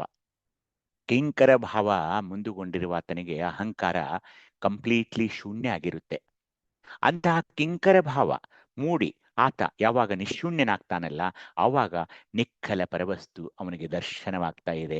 ಅದುವೇ ಅಗಮ್ಯ ಸಾಧಾಕ್ಯವಾಗಿದೆ. ಅದುವೇ ಬ್ರಹ್ಮರಂಧ್ರದಲ್ಲಿರುವ ನಿಷ್ಕಲ ಲಿಂಗದ ಒಂದು ದರ್ಶನವಾಗಿದೆ. ಮುಂದೆ ನಿಶೂನ್ಯ ಲಿಂಗಕ್ಕೆ ಬಂದಾಗ ಕಲ್ಪಿತ ಕೈಲಾಸಕ್ಕೆ ಹೋಗಿ ನೋಡಿ, ಶಬ್ದಗಳನ್ನ ನೋಡಿ. ಕಲ್ಪಿತ ಕೈಲಾಸಕ್ಕೆ ಹೋಗಿ ಅಂದ್ರು, ಅದಿಲ್ವೇ ಇಲ್ಲ. ಕಲ್ಪಿತ ಕೈಲಾಸ ಅಂದ್ರೆ ಅದಿಲ್ವೇ ಇಲ್ಲ. ಶಿವನ ಮಂದಿರವನ್ನು ಪ್ರದಕ್ಷಿಸಿ ಶರಣಮಕ್ಕು ಹಸ್ತಗಳಿಂದ ಅರ್ಚಿಸಿ ಜಿವ್ವೆಯಿಂದ ಸ್ತುತಿಸಿ ಕಂಗಳಿಂದ ನೋಡಿ ಮನದಿಂದ ಧ್ಯಾನಿಸಿ ಶಿವನನ್ನೊಳಗಾದ ತಾವು ಶಿವನಗೊಳಗಾದೆವು ಅಂತ ಹೇಳಿದ್ರಲ್ಲ ಇವರು. ಹೇಳಿದ್ರು ಇಲ್ಲೋ? ಅಲ್ಲೊಂದು ಕೈಲಾಸ ಇದೆ, ಹಿಮಾಲಯದಲ್ಲಿ ಇದ್ದಾನೆ, ಅಲ್ಲಿ ಪರಮೇಶ್ವರ ಇದ್ದಾನೆ, ಅವನ ಪಕ್ಕಕ್ಕೆ ಪಾರ್ವತಿ ಇದ್ದಾಳೆ, ಗಣಪತಿ ಇದ್ದಾನೆ, ಷಣ್ಮುಖ ಇದ್ದಾನೆ. ಅದು ಸುಂದರವಾದ ಕೈಲಾಸ ಮಂದಿರವಿದೆ ಅಲ್ಲೊಂದು. ಅಲ್ಲಿ ನಾನು ಹೋದೆ, ಹಸ್ತಗಳಿಂದ ಅವನ ಪಾದಗಳಿಗೆ ಪಾದಪೂಜೆ ಮಾಡಿದೆ. ಅವನನ್ನ ನನ್ನ ನಾಲಿಗೆಯಿಂದ ಅನೇಕ ಶಿವ ಕೀರ್ತನೆಗಳಿಂದ ಒಂದು ಪ್ರವಚನಗಳಿಂದ ಅವನನ್ನ ಸ್ತುತಿಸಿದೆ. ಕಣ್ಣುಗಳಿಂದ ಅವರು ಪರಮೇಶ್ವರ ಪಾರ್ವತಿಯನ್ನ ನೋಡಿದೆ, ಮನದಿಂದ ಧ್ಯಾನಿಸಿದೆ. ಶಿವನನ್ನ ನೋಡಿ ನಾನು ಅವನ ಒಳಗಾದೆ ಅಂತ ಹೇಳ್ತಾ ಹೋದ್ರಲ್ಲ ಇವರು. ಪುರಾಣಗಳ ಮೂಲಕ, ಕೀರ್ತನೆಗಳ ಮೂಲಕ ವರ್ಷಾನುಗಟ್ಲೆ ಶತಮಾನಗಳಿಂದ ಪಾಪ ಮುಗ್ಧ ಜನರಿಗೆ ಈ ಪುರಾಣ ಹೇಳ್ತಾ ಹೇಳ್ತಾ ಹೋದ್ರು. ಒಂದು ದಿನ ಕೈಲಾಸದಲ್ಲಿ ಶಿವಪಾರ್ವತಿಯರು ಭೂಲೋಕದಲ್ಲಿ ಪಾಪ ಹೆಚ್ಚದಾದಾಗ ನಂದಿಯನ್ನು ಕರೆದು ನೀನು ಬಸವನ ಅವತಾರವಾಗಿ ನೆಲಕ್ಕೆ ಹೋಗಿ ಭೂಲೋಕಕ್ಕೆ ಹೋಗಿ ಪಾಪವನ್ನು ಪರಿಹರಿಸುವಂತ ಇಂಥ ಕಟ್ಟುಕತೆಗಳನ್ನ ಹೇಳಿದ್ದೇ ಇದೆ ಕಲ್ಪಿತ ಕೈಲಾಸಕ್ಕೆ ಹೋಗೋದು ಎಂಬ ನುಡಿಜಾನರಿಗೆ ಅಸಾಧ್ಯವಾಯಿತಿದು. ಇಂಥವರಿಗೆ ಎಂದಾದ್ರೂ ಶಿವಯೋಗ ಆಗುತ್ತೇನ್ರಿ? ಇಲ್ಲ. ಅದು ಬರೀ ನುಡಿಜಾನರು. ಅವರು ಮಾತಿನಿಂದ ಹೇಳ್ತಾ ಹೋದ್ರು ಅಲ್ಲೊಂದು ಕೈಲಾಸ ಇದೆ, ಹಿಮ ಬೀಳ್ತಾ ಇರುತ್ತೆ, ಹಾಗಿದೆ ಹೀಗಿದೆ, ಏನೇನು ಹೇಳ್ತಾ ಹೋದ್ರು. ಅಲ್ಲಿ ಭೃಂಗಿ ಇದ್ದಾನೆ, ಅವನಿದ್ದಾನೆ, ನಂದಿ ಇದ್ದಾನೆ, ಗಣಗಳಿದ್ದಾವೆ, ವೀರಭದ್ರ ಇದ್ದಾನೆ. ನುಡಿಜಾನರು ಇವರು. ಇವರಿಗೆ ಆ ನಿಶೂನ್ಯ ಲಿಂಗದ ದರ್ಶನ ಆಗೋಕೆ ಸಾಧ್ಯವೇ? ವಿಚಾರ ಮಾಡಿ, ವಿಚಾರ ಮಾಡಬೇಕು. ಅವರಿಗೆ ಅಸಾಧ್ಯವಾಯಿತು. ಆದರೆ ನಮ್ಮ ಶಿವಯೋಗಿಗಳಿಗೆ ಸರ್ವಜ್ಞಂ ಸುಗುಣಂ ನೃತ್ಯಂ ಸರ್ವಸಂಗ ವಿವರ್ಜಿತಂ ಎಂಬ ಕೃತಿ ಪ್ರಮಾಣದಿಂದ ನೀ ಕೊಟ್ಟ ಭೋಗವನ್ನುಂಡೆ ನೀನರಿದಂತೆ ಇರ್ದೆ. ನಮ್ಮ ಶರಣರು ಏನೂ ಬೇಡ್ಲಿಲ್ಲ. ನೀನೇನು ಕೊಡ್ತೀಯ ಅದೇ ಕೊಡು, ನೀನಿಟ್ಟಂಗೆ ನಾನು ಇರ್ತೀನಿ ಅಂತ ಹೇಳಿ ನಿಮ್ಮ ಶರಣಗಣಗಳ ಭೃತ್ಯ ಭಕ್ತಿಯ ನಿಮ್ಮಿಂದ ಕಂಡೆನೆಂದು ಅಂತರಂಗ ಭರಿತವುಳ್ಳ ಭಕ್ತರಲ್ಲಿ ಇಂಬಾಗಿರ್ಪ ಪರಶಿವನ ಎಂಬುದೀಗ ಗೋಚರ ಸಾಧ್ಯವಾಗಿದೆ. ಏನೂ ಬೇಡ್ಲಿಲ್ಲ ಇವನು. ನೀನು ಹೇಗೆ ನಿನ್ನೆ ಇಚ್ಛೆಯಾಗಿದೆಯೋ ಹಾಗೆ ನನ್ನನ್ನ ಇಡು ಅಂದ ಇವನು. ಯಾವುದೇ ಕಲ್ಪಿತ ಲೋಕಗಳನ್ನ ಇವನು ಸೃಷ್ಟಿಸಿ ಅಲ್ಲಿ ಅವನಿದ್ದಾನೆ ಇವನಿದ್ದಾನೆ, ಅಲ್ಲಿ ದೇವರಿದೆ, ನಾನು ಕರ್ಕೊಂಡು ಹೋಗ್ತೀನಿ, ಬನ್ನಿ ತೋರಿಸ್ತೀನಿ, ಅಲ್ಲಿದ್ದಾರೆ ಇಲ್ಲಿದ್ದಾರೆ ಅಂತ ಇಂಥದ್ದೇನು ಹೇಳಲ್ಲ ನಮ್ಮ ಶಿವಯೋಗಿಗಳು. ನಮ್ಮ ಶರಣರಿಗೆ ಇವೆಲ್ಲ ನಂಬಲು ಅಸಾಧ್ಯ. ನೋಡಿ ಹೇಳಿದ್ರೆ ಅವರೇ, ಇಲ್ಲಿದೆ ನೋಡಿ ಅಗೋಚರ ಸಾಧಕ್ಕೆ ಕಲ್ಪಿತ ಕೈಲಾಸಕ್ಕೆ ಹೋಗಿ ಶಿವನ ಮಂದಿರವನ್ನು. ಏನ್ ಸಾಧ್ಯ ಇದೆ ಏನ್ರಿ ಇದು? ಇಲ್ಲ ಇಲ್ಲ. ನಿನ್ನೊಳಗೆ ಅಂತರಂಗದ ಪಯಣವನ್ನು ಮಾಡು, ನಿನ್ನಲ್ಲಿರುವ ಲಿಂಗಗಳನ್ನ ನೋಡು, ದಶಲಿಂಗದ ಆರಾಧನೆ ಮಾಡು. ಅವನಿಗೆ ಏನು ಹೇಳಿ ನೀನು? ನೀ ಕೊಟ್ಟ ಭೋಗವನ್ನುಂಡೆ. ನೀನು ಯಾವಾಗಲೂ ನನ್ನ ಜೊತೆ ಇದೀಯಾ? ಲಿಂಗಾಂಗ ಸಾಮರಸ್ಯಲ್ಲಿ ನೀನೇ ನಾನಾಗಿರುವಾಗ ನೀನೇನು ನಾನೇನು? ನೀನರಿದಂತೆ ಇರ್ದೆ ಅಂದ್ರೆ ನೀನು ಹೇಗೆ ಇಡ್ತೀಯೋ ನನ್ನ ಹಾಗಿಡು, ನನಗೇನು ನಿನ್ನ ಬಿಟ್ಟು ನನಗೆ ಯಾರೂ ಬೇಡ ಅಂತ ನಾವು ಬೇಡ್ಕೊಂಡವರು. ಆದ್ರೆ ಅವ್ರು ಏನ್ ಮಾಡಿದ್ರು? ಕರ್ಕೊಂಡು ಹೋಗ್ತೀವಿ ಅಂದ್ರು. ಬಾರಾಲಿಂಗ ಜ್ಯೋತಿರ್ಷನ್ ಮಾಡ್ತೀವಿ, 12 ಜ್ಯೋತಿರ್ಲಿಂಗಗಳಲ್ಲಿ ಅವನಿದ್ದಾನೆ ಬನ್ನಿ ಅಂದ್ರು. ಅವು ಸ್ವಯಂಭೂ ಲಿಂಗಗಳಂತ ಏನು ಅಂದ್ರೆ, ನಾನು ಅವ್ರನ್ನ ಟೀಕೆ ಮಾಡ್ತಾ ಇಲ್ಲ. ಹಾಗೆ ಅಂತರಂಗದ ಪಯಣವನ್ನ ಧಕ್ಕೆಗೊಳಿಸಿದ್ರು ನೋಡಿ. ಈ ಇಷ್ಟಲಿಂಗ ಪೂಜೆಯಿಂದಲೇ ಎಲ್ಲವೂ ಸಾಧ್ಯವಾಗ್ತಾ ಇರುವಾಗ ಇಂತಹ ಒಂದು ಕಲ್ಪಿತ ಕೈಲಾಸಕ್ಕೆ ಕರೆದುಕೊಂಡು ಹೋದ್ರಲ್ಲ ಪಾಪ ಮುಕ್ತ ಜನರನ್ನ, ಇದು ತಪ್ಪು. ಅದೇ ಅಗೋಚರ ಸಾಧಕ್ಯ ಅಂದ್ರೆ ನನ್ನ ಅಂತರಂಗದ ಪಯಣದಲ್ಲಿ ಅದನ್ನು ನೋಡ್ಬೇಕಾಗಿತ್ತು ನಾನು. ಅದು ಬಿಟ್ಟು ಇವರು ಹೇಳಿದ ಕಥೆಗಳನ್ನೆಲ್ಲ ನಂಬಿದ್ರೆ ಹೇಗಾಗುತ್ತೆ ಹೇಳಿ. ಕೊನೆಯಲ್ಲಿ ಅಪ್ರಮಾಣ ಸಾಧಕ್ಯ ಅಂತ ಬಂತು. ಏನಂದ್ರೆ ಕುಚಿತ್ತ, ಕುಬುದ್ಧಿ, ಅಹಂಕಾರ, ಕುಮನ, ಅಜ್ಞಾನ, ದುರ್ಭಾವ, ಆಶೆ, ಅಮಿಷ ಅಂತ ಇವು ಅಷ್ಟಪಾಶಗಳು ಅಂತ ಕರೆದ್ರು. ಕುಚಿತ್ತ, ಕುಬುದ್ಧಿ, ಅಹಂಕಾರ, ಕುಮನ, ಅಜ್ಞಾನ, ದುರ್ಭಾವ, ಆಶೆ, ಆಮಿಷ ಅಂತ ಇವು ಅಷ್ಟಪಾಶಗಳು ಅವರಿಗೆ ಬಂಧಿತವಾಗಿ ಅವ್ರು ಮಾತಾಡೋ ಮಾತುಗಳಿಂದ ಗೊತ್ತಾಗುತ್ತಲ್ಲ ನಿಮಗೀಗ. ತಾನೇ ಬ್ರಹ್ಮ ಅಂತ ಅಹಂ ಬ್ರಹ್ಮವೆಂದು ಸಾಧನೆಗಳಿಂದ ಚಿದ್ಘನ ರಂಜನ ವಸ್ತು ಸಣ್ಣದು ದೊಡ್ಡದು ಅಂತ ಹೇಳ್ತಾ ಹೋದ್ರು. ವಚನಗಳ ಮೂಲಕ ನಾವು ಸಿದ್ಧಾಂತವನ್ನು ಕಟ್ಟಬಹುದೇ ಅಂತ ಕೇಳುವ ಮೂರ್ಖರಿಗೆ ಏನ್ ಹೇಳೋಕ್ಕಾಗುತ್ತೆ ಹೇಳಿ. ಯಾಕೆ ಹಾಗೆ ಮಾತಾಡ್ತಿದ್ದಾರೆ ಅಂದ್ರೆ ಈ ಅಷ್ಟಪಾಶಗಳಿಂದ ಬಂಧಿಸಲ್ಪಟ್ಟಿದ್ದಾರೆ. ಕುಚಿತ್ತ, ಕುಬುದ್ಧಿ, ಅಹಂಕಾರ, ಕುಮನ, ಅಜ್ಞಾನ, ದುರ್ಭಾವ, ಆಶ್ರಯ, ಆಮಿಷ. ಈ ಅಷ್ಟಪಾಶಗಳಿಂದ ಬಂಧಿತರಾದವ್ರಿಗೆ ಸುಮ್ಮನೆ ಹೇಳೋದು ಅಯ್ಯೋ ಶರಣ್ರ ಅವ್ರ ವಚನಗಳಿಂದ ಏನಾದ್ರೂ ಒಂದು ಸಿದ್ಧಾಂತ ಮಾಡಬಹುದಾ ಅಂದಾಗ ತುಂಬಾ ನೋವಾಗುತ್ತೆ. ಅಂಥ ನುಡಿಯುವವರಿಗೆ ಅಸಾಧ್ಯವಾಗಿ ಶರಣರ ಒಂದು ಶಿವಯೋಗ ಏನಿದೆ, ಕಿಂಕುರ್ವಾನ ಸದಾಚಾರ ಸದ್ಭಕ್ತ ಮಹೇಶ್ವರ ಪ್ರಸಾದಿ ಪ್ರಾಣಲಿಂಗಿ ಶರಣ ಐಕ್ಯ ನಿಷ್ಕಲಂಕ ನಿಶೂನ್ಯ ನಿರಂಜನಗಳಲ್ಲಿ ಪುಷ್ಪದೊಳಗನ ಪರಿಮಳದಂತೆ ಸಮುದ್ರದೊಳಗನ ಕಿಚ್ಚಿನಂತೆ ಪಾಷಾಣದೊಳಗನ ಪ್ರಕಾಶದಂತೆ ಕರ ಮನಭಾವದಲ್ಲಿ ಚೇದ್ಘನ ನಿರಂಜನ ವಸ್ತು ನೆಲೆಸಿ ಸರ್ವಾಂಗವೆಲ್ಲ ತಾವಾಗಿರುವುದೇ ಎಂಬುದೀಗ ಅಪ್ರಮಾಣ ಸಾಧಾಕ್ಯವಾಗಿದೆ ಅಂದಾಗ ಬಂಧುಗಳೇ, ಯಾಕೆ ಮಾತಾಡೋದು ಬಿಡಿ ಅವ್ರ ಬಗ್ಗೆ. ಆ ಅಷ್ಟಪಾಶಗಳಿಂದ ಬಂಧಿಸಲು ಅವ್ರನ್ನ ಯಾರು ಬಿಡಿಸೋಕ್ಕೂ ಆಗೋಲ್ಲ. ಯಾಕೆಂದ್ರೆ ಮುಚ್ಚಿದ ಬಾಗಿಲುಗಳು ಅವು. ಆದ್ರೆ ನನ್ನದೇನಿದೆ, ನನ್ನಲ್ಲಿ ಕಿಂಕುರ್ವಾನ ಕಿಂಕರತ್ವ ಸದಾಚಾರ ಸದ್ಭಕ್ತ ಮಹೇಶ್ವರ ಈ ಪ್ರಸಾದಿ ಪ್ರಾಣಲಿಂಗಿ ಶರಣ ಐಕ್ಯ ನಿಷ್ಕಲಂಕ ನಿಶೂನ್ಯ ನಿರಂಜನ ಗಣಗಳು ನನ್ನವು. ಹೇಗಿದೆ ನಂದು ಶಿವಯೋಗ? ಪುಷ್ಪದೊಳಗನ ಪರಿಮಳ. ಅದನ್ನು ತೋರ್ಸೋಕ್ಕಾಗುತ್ತಾ? ಇಲ್ಲ. ಸಮುದ್ರ ಒಳಗೆ ಅವಿತಿರುವಂತಹ ಒಂದು ಬೆಂಕಿಯಂತೆ ಪಾಷಾಣದೊಳಗನ ಪ್ರಕಾಶದಂತೆ ನನ್ನ ಕರ ಮನ ಭಾವದಲ್ಲಿ ಅಂದ್ರೆ ಇಷ್ಟಲಿಂಗ ಭಾವಲಿಂಗ ಪ್ರಾಣಲಿಂಗ ಇವೆಲ್ಲ ಚಿದ್ಘನ ನಿರಂಜನ ವಸ್ತು ನನ್ನಲ್ಲಿ ನೆಲೆಸಿದೆ. ನನ್ನ ಸರ್ವಾಂಗವೆಲ್ಲ ಈಗ ಆತನೇ ಆಗಿದ್ದಾನೆ ಅನ್ನೋದೇ ಅಪ್ರಮಾಣ ಸಾಧಾಕ್ಯವಂದ್ರೆ ಅದನ್ನು ಪ್ರಮಾಣೀಕರಿಸೋಕ್ ಬರೋಲ್ಲ. ಈಗ ಆ ಸ್ಥಿತಿಗೆ ನಾನು ಹೋಗಿದ್ದಾಗ ಇಂಥವ್ರ ಬಗ್ಗೆ ಏನ್ ಮಾತಾಡೋಕ್ಕಾಗುತ್ತೆ? ಹೀಗೆ 9 ಪ್ರಕಾರದ ನಿಖಲ ಪರಶಿವನ ಅಪ್ಪನೆ ಬಿಡಿದು ವಿನೋದಾರ್ಥವಾಗಿ ಸಾಕಾರ ಲೀಲೆಯ ಧರಿಸಿ ನವವಿಧ ಸಾಧಕ್ಯಗಳಿಂದ ಅವರವರಂತೆ ಪರಿಶೋಭಿಸಿ ಆನಂದದಿಂದ ಸಮಾಪ್ತಿಯಾಗಿ ಅನಾದಿ ಶರಣ ಪರಾತ್ಪರ ಮೂರ್ತಿಗೆ ನವವಿಧ ಚಿದ್ಘನ ಸಾಧಕ್ಯಗಳಾಗಿ ಸಂಬಂಧವಾಗಿವೆ ಅಂದಾಗ ಸುಮ್ಮನೆ ಈ ಕೊನೆಯ ಒಂದು ಸ್ಲೈಡು. ಕರ್ಮ ಸಾಧಕ್ಯ ಅಂದ್ರೆ ಕರ್ಮತ್ರಯಗಳನ್ನು ನಷ್ಟ ಮಾಡಿಕೊಳ್ಳುವುದು. ಕರ್ತೃ ಸಾಧಕ್ಯ ಅಂದ್ರೆ ಬೇರೆ ಮತಗಳು ಬೇರೆ ಸಿದ್ಧಾಂತಗಳು ಅವು ಇವು ಅಂತ ಅವುಗಳನ್ನೆಲ್ಲ ನಾವು ಹೆಚ್ಚು ನೆಚ್ಚಿಕೊಳ್ಳದೆ ಲಿಂಗನಿಷ್ಠಾಪರತೆ ಇಷ್ಟಲಿಂಗ ಪೂಜೆಯಲ್ಲಿ ತೊಡಗೋದು. ಮೂರ್ತಿ ಸಾಧಕ್ಯ ಅಂದ್ರೆ ಸತಿ ಸುತ ಸಿರಿ ಸಂಪತ್ತು ಈ ತರದ ಈಶನ ತ್ರಯಗಳನ್ನೀಗಿ ಯಾವಾಗಲೂ ದಾಸೋಹಂ ಭಾವದಲ್ಲಿರೋದು. ಅಮೂರ್ತಿ ಸಾಧಕ್ಯ ಅಂದ್ರೆ ಸ್ವಯ ಚರ ಪರ ಒಬ್ಬ ಜಂಗಮ ಲಿಂಗ ಅಲ್ಲಿರೋದ್ರಿಂದ ತಾನಾಗಿ ಜ್ಯೋತಿರ್ಮಯ ಲಿಂಗದಲ್ಲಿ ಬೆರೆಯೋದು. ಮತ್ತೆ ಶಿವ ಸಾಧಕ್ಯ ಅಂದ್ರೆ ಶರಣಸತಿ ಲಿಂಗಪತಿ ಭಾವದಲ್ಲಿ ಲಿಂಗಾಚಾರಿಯಾಗಿರೋದು. ಮಹಾಸಾಧಕ್ಯದಲ್ಲಿ ಅಷ್ಟಾವರ್ಣಧಾರಿಯಾಗಿ ಲಿಂಗಾಂಗ ಸಾಮರಸ್ಯವನ್ನ ಅರಿಯೋದು. ಅಗಮ್ಯ ಸಾಧಕ್ಯ ಅಂದ್ರೆ ಸಚ್ಚಿದಾನಂದ ನಿತ್ಯ ಪರಿಪೂರ್ಣ ಗುರುಕೃಪೆಯಿಂದ ನಿಷ್ಕಲ ಪರವಸ್ತು ನಿಷ್ಕಲ ಲಿಂಗದ ದರ್ಶನ ಮಾಡಿಕೊಳ್ಳೋದು. ಅಗೋಚರ ಸಾಧಕ್ಯ ಅಂದ್ರೆ ಭೃತ್ಯಾಚಾರದಿಂದ ಭಕ್ತರಲ್ಲಿ ಶಿವನನ್ನ ಕಾಣೋದು, ಅಂದ್ರೆ ನನ್ನ ಎಲ್ಲ ಶಿವಭಕ್ತರಲ್ಲಿ ಶಿವನನ್ನ ಕಾಣೋದು. ಅಪ್ರಮಾಣ ಸಾಧಕ್ಯ ಅಂದ್ರೆ ಶಟಸ್ಥಲ ಸಿದ್ಧಾಂತದಿಂದ ನನ್ನ ಇಡೀ ದೇಹದಲ್ಲಿ ದಶಲಿಂಗಗಳ ಪ್ರತಿಷ್ಠಾಪನೆ ಮಾಡಿ ನಾನು ಸರ್ವಾಂಗ ಲಿಂಗಿಯಾಗುವುದು. ಇದು ಸಾಧಕ್ಯಗಳ ಒಂದು ಪರಿಕಲ್ಪನೆ ಆಗಿದೆ. ಮುಂದೆ ನಾವು ಇವುಗಳಿಗೆ ಲಕ್ಷಣಗಳು ಯಾವುವು ಅನ್ನೋದನ್ನ ನೋಡೋಣ. ನಾನು ಸಾಧಕ್ಯಗಳ ಬಗ್ಗೆ ನನಗೆ ಒಂದು ತಿಳಿದ ಒಂದೆರಡು ಶಬ್ದಗಳನ್ನ ನಿಮ್ಮ ಮುಂದೆ ಪ್ರಸ್ತುತಪಡಿಸಿದ್ದೇನೆ. ಇಲ್ಲಿಗೆ ಈ ವರ್ಗನ ಒಂದು ವಿರಾಮವು ಇತ್ತೇನೆ. ನನಗೆ ಕೊಟ್ಟ ಅವಕಾಶಕ್ಕಾಗಿ ತಮಗೆಲ್ಲರ ಪಾದಾರವಿಂದಗಳಿಗೆ ನಮಿಸುತ್ತಾ ನಿಮಗೇನಾದರೂ ಸಲಹೆ ಸಂದೇಹ ಸೂಚನೆಗಳಿದ್ರೆ ಮಾತನಾಡಬಹುದು ಅಂತ ಹೇಳ್ತಾ ಇವತ್ತಿನ ವರ್ಗಕ್ಕೆ ನಾನು ಮಂಗಳವನ್ನು ಹಾಡುತ್ತೇನೆ. ಎಲ್ಲರಿಗೂ ಶರಣು ಶರಣಾರ್ಥಿ. ಶರಣಾರ್ಥಿ ಅಪ್ಪರ. ತಮಗೂ ಶರಣಾರ್ಥಿ ಅಪ್ಪ ಅವ್ರೆ. ಶರಣು ಶರಣಾರ್ಥಿ ಗುರುಗಳೇ. ತೀರ್ರಿ ಅಪ್ಪಾಜಿ. ಶರಣಾರ್ಥಿಗಳು. ಶರಣಾರ್ಥಿಗಳು. ಈ ಕರ್ಮ ಸಾಧಕ್ಕೆ ಕರ್ತ ಸಾಧಕ್ಕೆ ಮೂರ್ತಿ ಸಾಧಕ್ಕೆ ಶಿವ ಸಾಧಕ್ಕೆ ಅಂತ ಅವಲ್ರಿಪ್ಪ. ಇವನ್ನ ಗುರ್ತಿಸ್ಕೊಳಕ ಶಕಿಲ್ಗಳ ಸಂಬಂಧ ಬೇಕ್ರಿ. ಹೌದು.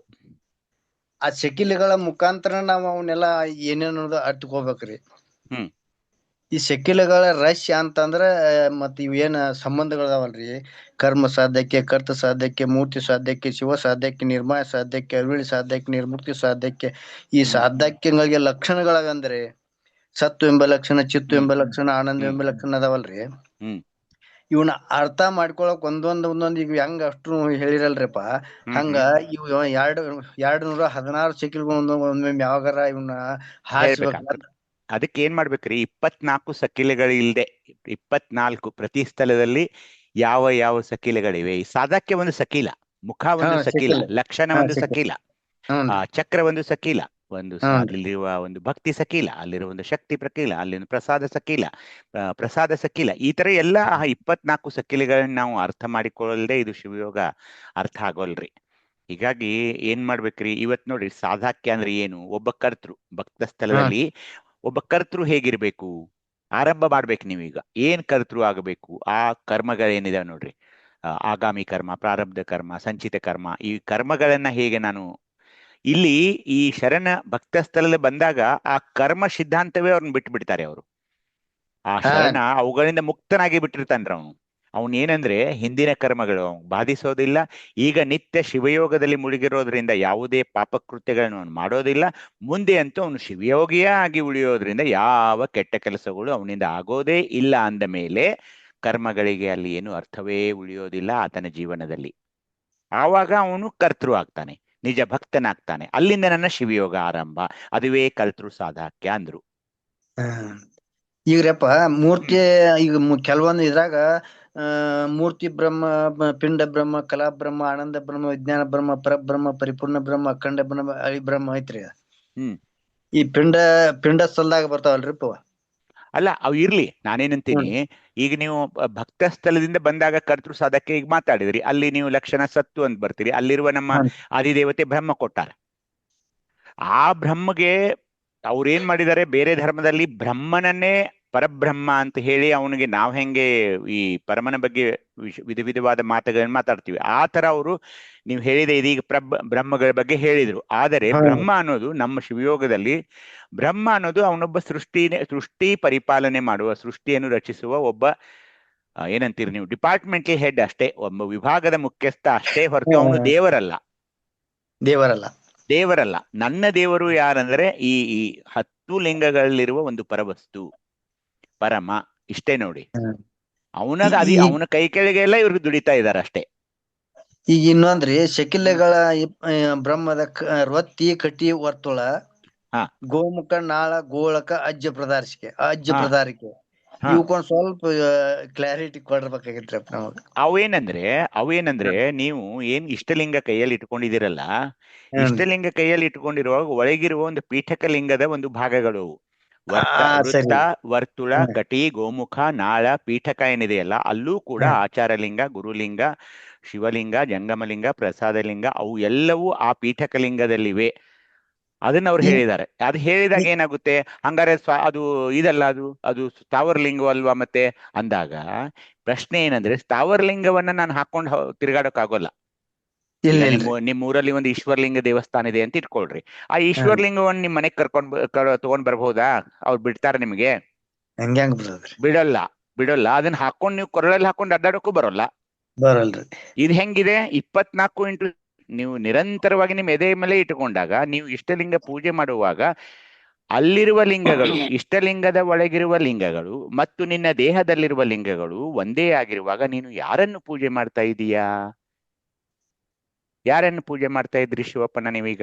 ಇಷ್ಟಲಿಂಗವನ್ನು ನಿಮ್ಮ ಕರಹಸ್ತದಲ್ಲಿರುವ ಲಿಂಗದಲ್ಲಿಯೂ ಅದೇ ಲಿಂಗಗಳಿವೆ, ನಿನ್ನ ದೇಹದಲ್ಲಿಯೂ ಅವೇ ಲಿಂಗಗಳೇ ಇರುವಾಗ ಈ ಸಾಧಕ ಅಥವಾ ಶರಣ ಯಾರನ್ನು ಪೂಜೆ ಮಾಡ್ತಾ ಇದ್ದಾನ? ಅವನು ನಿಮ್ಮ ಕರಹಸ್ತದಲ್ಲಿರುವ ಲಿಂಗಗಳನ್ನು ಪೂಜೆ ಮಾಡ್ಕೊಳ್ತಾ ಇದ್ದಾನೋ ಅಥವಾ ತನ್ನ ದೇಹದಲ್ಲಿರುವ ಲಿಂಗಗಳನ್ನು ಪೂಜೆ ಮಾಡ್ಕೊಳ್ತಾ ಇದ್ದಾನೋ? ಅದಕ್ಕೇನ್ ಹೇಳಿದ್ರು, ಇಷ್ಟಲಿಂಗವೇ ನಿಷ್ಕಲಲಿಂಗ, ಇಷ್ಟಲಿಂಗವೇ ಆಚಾರಲಿಂಗ, ಗುರುಲಿಂಗ. ಅಂದ್ರೆ ಏನಂದ್ರೆ ಇದೆಲ್ಲ ಸಮನ್ವಯತೆ, ನಿನ್ನನ್ನೇ ನೀನೇ ಪೂಜೆ ಮಾಡಿಕೊಳ್ಳಬೇಕು. ಆ ಇಷ್ಟಲಿಂಗದ ಪ್ರತಿಬಿಂಬವೇ ನಿಷ್ಕಲಲಿಂಗ ಅಂತ ವಚನದಲ್ಲಿ ಹೇಳಿದ್ರು. ಇಷ್ಟಲಿಂಗವೇ ನಿಷ್ಕಲಲಿಂಗ. ಆ ನಿಷ್ಕಲ ಲಿಂಗಕ್ಕೆ ನೀನ್ ಹೇಗೆ ಹೋಗ್ಬೇಕು? ಆಚಾರ ಲಿಂಗದಿಂದ ಹಿಡಿದು ಇವೆಲ್ಲ ಸಾಧಾಕ್ಯಗಳನ್ನ 24 ಸಕ್ಕಿಲೆಗಳನ್ನ ಅರ್ಥ ಮಾಡಿಕೊಂಡು ನಿಧಾನವಾಗಿ ನಮಃ ಶಿವಾಯ ಓಂ ಬಸವ, ನಮಃ ಶಿವಾಯ ಓಂ ಬಸವ ಆ ಮಂತ್ರದ ಮೂಲಕ ಮೇಲೆ ಮೇಲೆ ಮೇಲೆ ಏರಿ ನಿಷ್ಕಲ ಲಿಂಗಕ್ಕೆ ಬಂದಾಗ ನೋಡಿ ಆ ಇಷ್ಟಲಿಂಗ ನಿಮ್ಮ ನಿಷ್ಕಲ ಲಿಂಗ ಆಗ್ಬಿಡ್ತು. ಇದು ಶಿವಯೋಗದ ಒಂದು ಸ್ಥಿತಿಗೆ ಬಂದ್ರೆ ನೀವು ಮುಂದೆ ನಿಶೂನ್ಯ ಲಿಂಗ, ನಿರಂಜನ ಲಿಂಗ, ಅನುಲಿಂಗ ಅದು ಬೇರೆ. ಅಂದ್ರೆ ಇಲ್ಲಿ ಏನಿದೆ ಶಿವಯೋಗ, ಶಿವಯೋಗದಲ್ಲಿ ನೀವೇನಾಗ್ಬೇಕಂದ್ರೆ ಶಿವ ಆಗ್ಬೇಕೀಗ, ಶಿವ.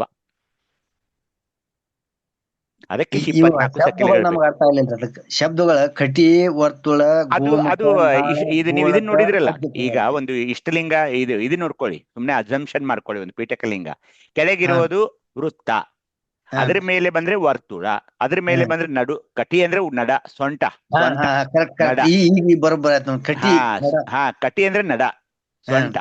ಅದ್ರ ಮೇಲೆ ಬಂದಾಗ ಗೋಮುಖ, ಅದು ಹೊರಗೆ ಚಾಚಿರುತ್ತೆ ನೋಡಿ, ಅದ್ರ ಮೇಲೆ ಇದಿದೆ ಏನು, ಒಂದು ಗೋಳಾಕಾರದ ಲಿಂಗ ಇರುತ್ತೆ, ಅದಕ್ಕೆ ಏನಂತಾರೆ, ಅದು ಪೀಠಕ ಅಂತ. ಅದ್ ಮೇಲಿಂದು ಗೋಮುಖದ ಮೇಲಿದ್ದು ಚಿತ್ಪೀಠ, ಚಿತ್ನಾಳ ಈ ತರ ಬರುತ್ತೆ. ಹಾ, ಅವು 3 ಲಿಂಗಗಳನ್ನ ಅಲ್ಲಿ ಕೊಡ್ತಾರೆ. ನಿರಂಜನ ಲಿಂಗ, ನಿಶೂನ್ಯ ಲಿಂಗ ಮತ್ತೆ ನಿಷ್ಕಲ ಲಿಂಗ ಅಲ್ಲಿ ಕೊಡ್ತಾರೆ. ಈ ಗೋಮುಖದ ಒಳಗೆ ಈ ಮಹಾಲಿಂಗ ಕೊಡ್ತಾರೆ. ಈ ಕೆಳಗಡೆ ಎಲ್ಲ ವಿವಿಧ ಲಿಂಗಗಳನ್ನ ಕೊಡ್ತಾರೆ. ಅದೇ ಲಿಂಗಗಳನ್ನ ಅಲ್ಲಿ ಕೊಟ್ಬಿಟ್ಟಿದ್ದಾರೆ ಆ ಲಿಂಗದಲ್ಲಿ. ಹಾ, ಅದಕ್ಕೆ ಅವ್ರು ಏನಂದ್ರು, ಯಾರನ್ನ ಪೂಜೆ ಮಾಡ್ತಾ ಇದೀರಿ ನೀವಂದ್ರೆ ನಿಮ್ಮ ದೇಹದಲ್ಲಿರುವ ಲಿಂಗಗಳನ್ನೇ ಪ್ರತಿಬಿಂಬವಾಗಿ ಆ ಇಷ್ಟಲಿಂಗ ಇದೆ. ಅದಕ್ಕೆ ಮುಕ್ಕೂರ ಅಂತ ಕರೆದ್ರು, ಕನ್ನಡಿ ಅಂತ ಕರೆದ್ರು ನಿಮ್ಮ ಇಷ್ಟಲಿಂಗಕ್ಕೆ. ನಿಮ್ಮ ಲಿಂಗಗಳನ್ನೇ ನೀವು ನೋಡ್ತಾ ಇದೀರಲ್ಲಿ ಕನ್ನಡಿಯಲ್ಲಿ. ಹಾ, ಅದೊಂದು ಕನ್ನಡಿ. ಸರಿ, ನಾನು ಬಾಳ ತಿಳಿತು ಕೊರಿಯಾಕತ್ತಿತ್ರಿ ಇದನ್ನ. ಈಗ 2-3 ಸಲ ಕೇಳ್ರಿ, ನಾವು ಪ್ರಶ್ನೆ ಕೊಟ್ಟಿರ್ಕಿಲ್ಲ, ನೀವು ಉತ್ತರ ಕೊಟ್ಟಿರ್ಕಿಲ್ಲ. ಈ ಕಟಿ ಐತಲ್ರಿ, ನಡ, ಸ್ವತ್ತುಳ, ಅಂದ್ರೆ ಶಕಿಲ್ಗಳ ಸಂಬಂಧಗಳ ನನಗ ಹೆಚ್ಚು ಕಡಿಮೆ ಒಂದು 50% ಅಷ್ಟ ಕ್ಲಾರಿಟಿ ಐತ್ರಿ. ಅದಕ್ಕೆ ಕೆಲವೊಂದು ಶಬ್ದಗಳು ನನಗ ಕಟಿ ಅಂದ್ರೆ ಸೊಂಟ ರೀ, ಅಷ್ಟೇ. ಕಟಿ ಅಂದ್ರೆ ಸೊಂಟ. 100ಕ್ಕೆ 100 ಸತ್ಯ ಬಿಡ್ರಿ. ಹೌದು ಹೌದಣ್ಣ. ಶರಣಾರ್ಥಿ. ಶರಣಣ್ಣ.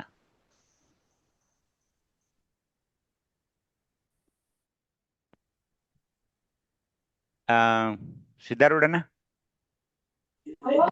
ಶರಣ ಮಂಗಲ್ ಮಾಡ್ತೀರಾ? ಆಯ್ತಪ್ಪ. ಇಂದಿನ ಈ ಅನುಭಾಗದಲ್ಲಿ ಭಾಗವಹಿಸಿ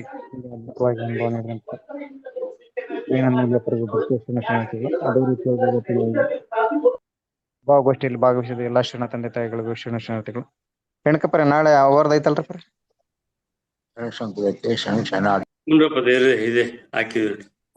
ಆಯ್ತು. ನಾಳೆ ಎಂದಿನಂತೆ ಭಾರತೀಯವರಿಂದ ಯೋಗಾಂಗ ತ್ರಿವಿಧಿಯ ಬಗ್ಗೆ ಅನುಭವ ಇರ್ತದೆ. ಇಂದಿನ ಈ ಸದ್ಭಾವಗೋಷ್ಠಿಯನ್ನ ಸುಸಂಪನ್ನಗೊಳಿಸೋಣ. ತಂದೆ ನೀನು, ತಾಯಿ ನೀನು, ಬಂಧು ನೀನು, ಬಳಗ ನೀನು, ನನಗೆ ನೀನಲ್ಲದೆ ಮತ್ತಾರು ಇಲ್ಲವಯ್ಯ ಕೂಡಲ ಸಂಗಮ ದೇವ. ಹಾಲು ಅಲ್ಲದ್ದು, ನೀರು ಅಲ್ಲದ್ದು, ನಿಮ್ಮ ಧರ್ಮ ನಿಮ್ಮ ಧರ್ಮ ನಿಮ್ಮ ಧರ್ಮ. ಶರಣಸತಿ ಲಿಂಗಪತಿ. ಜೈ ಗುರು ಬಸವೇಶ. ಸರ್ವರಿಗೂ ಭಕ್ತಿಯ ಶರಣಾರ್ಥಿಗಳು.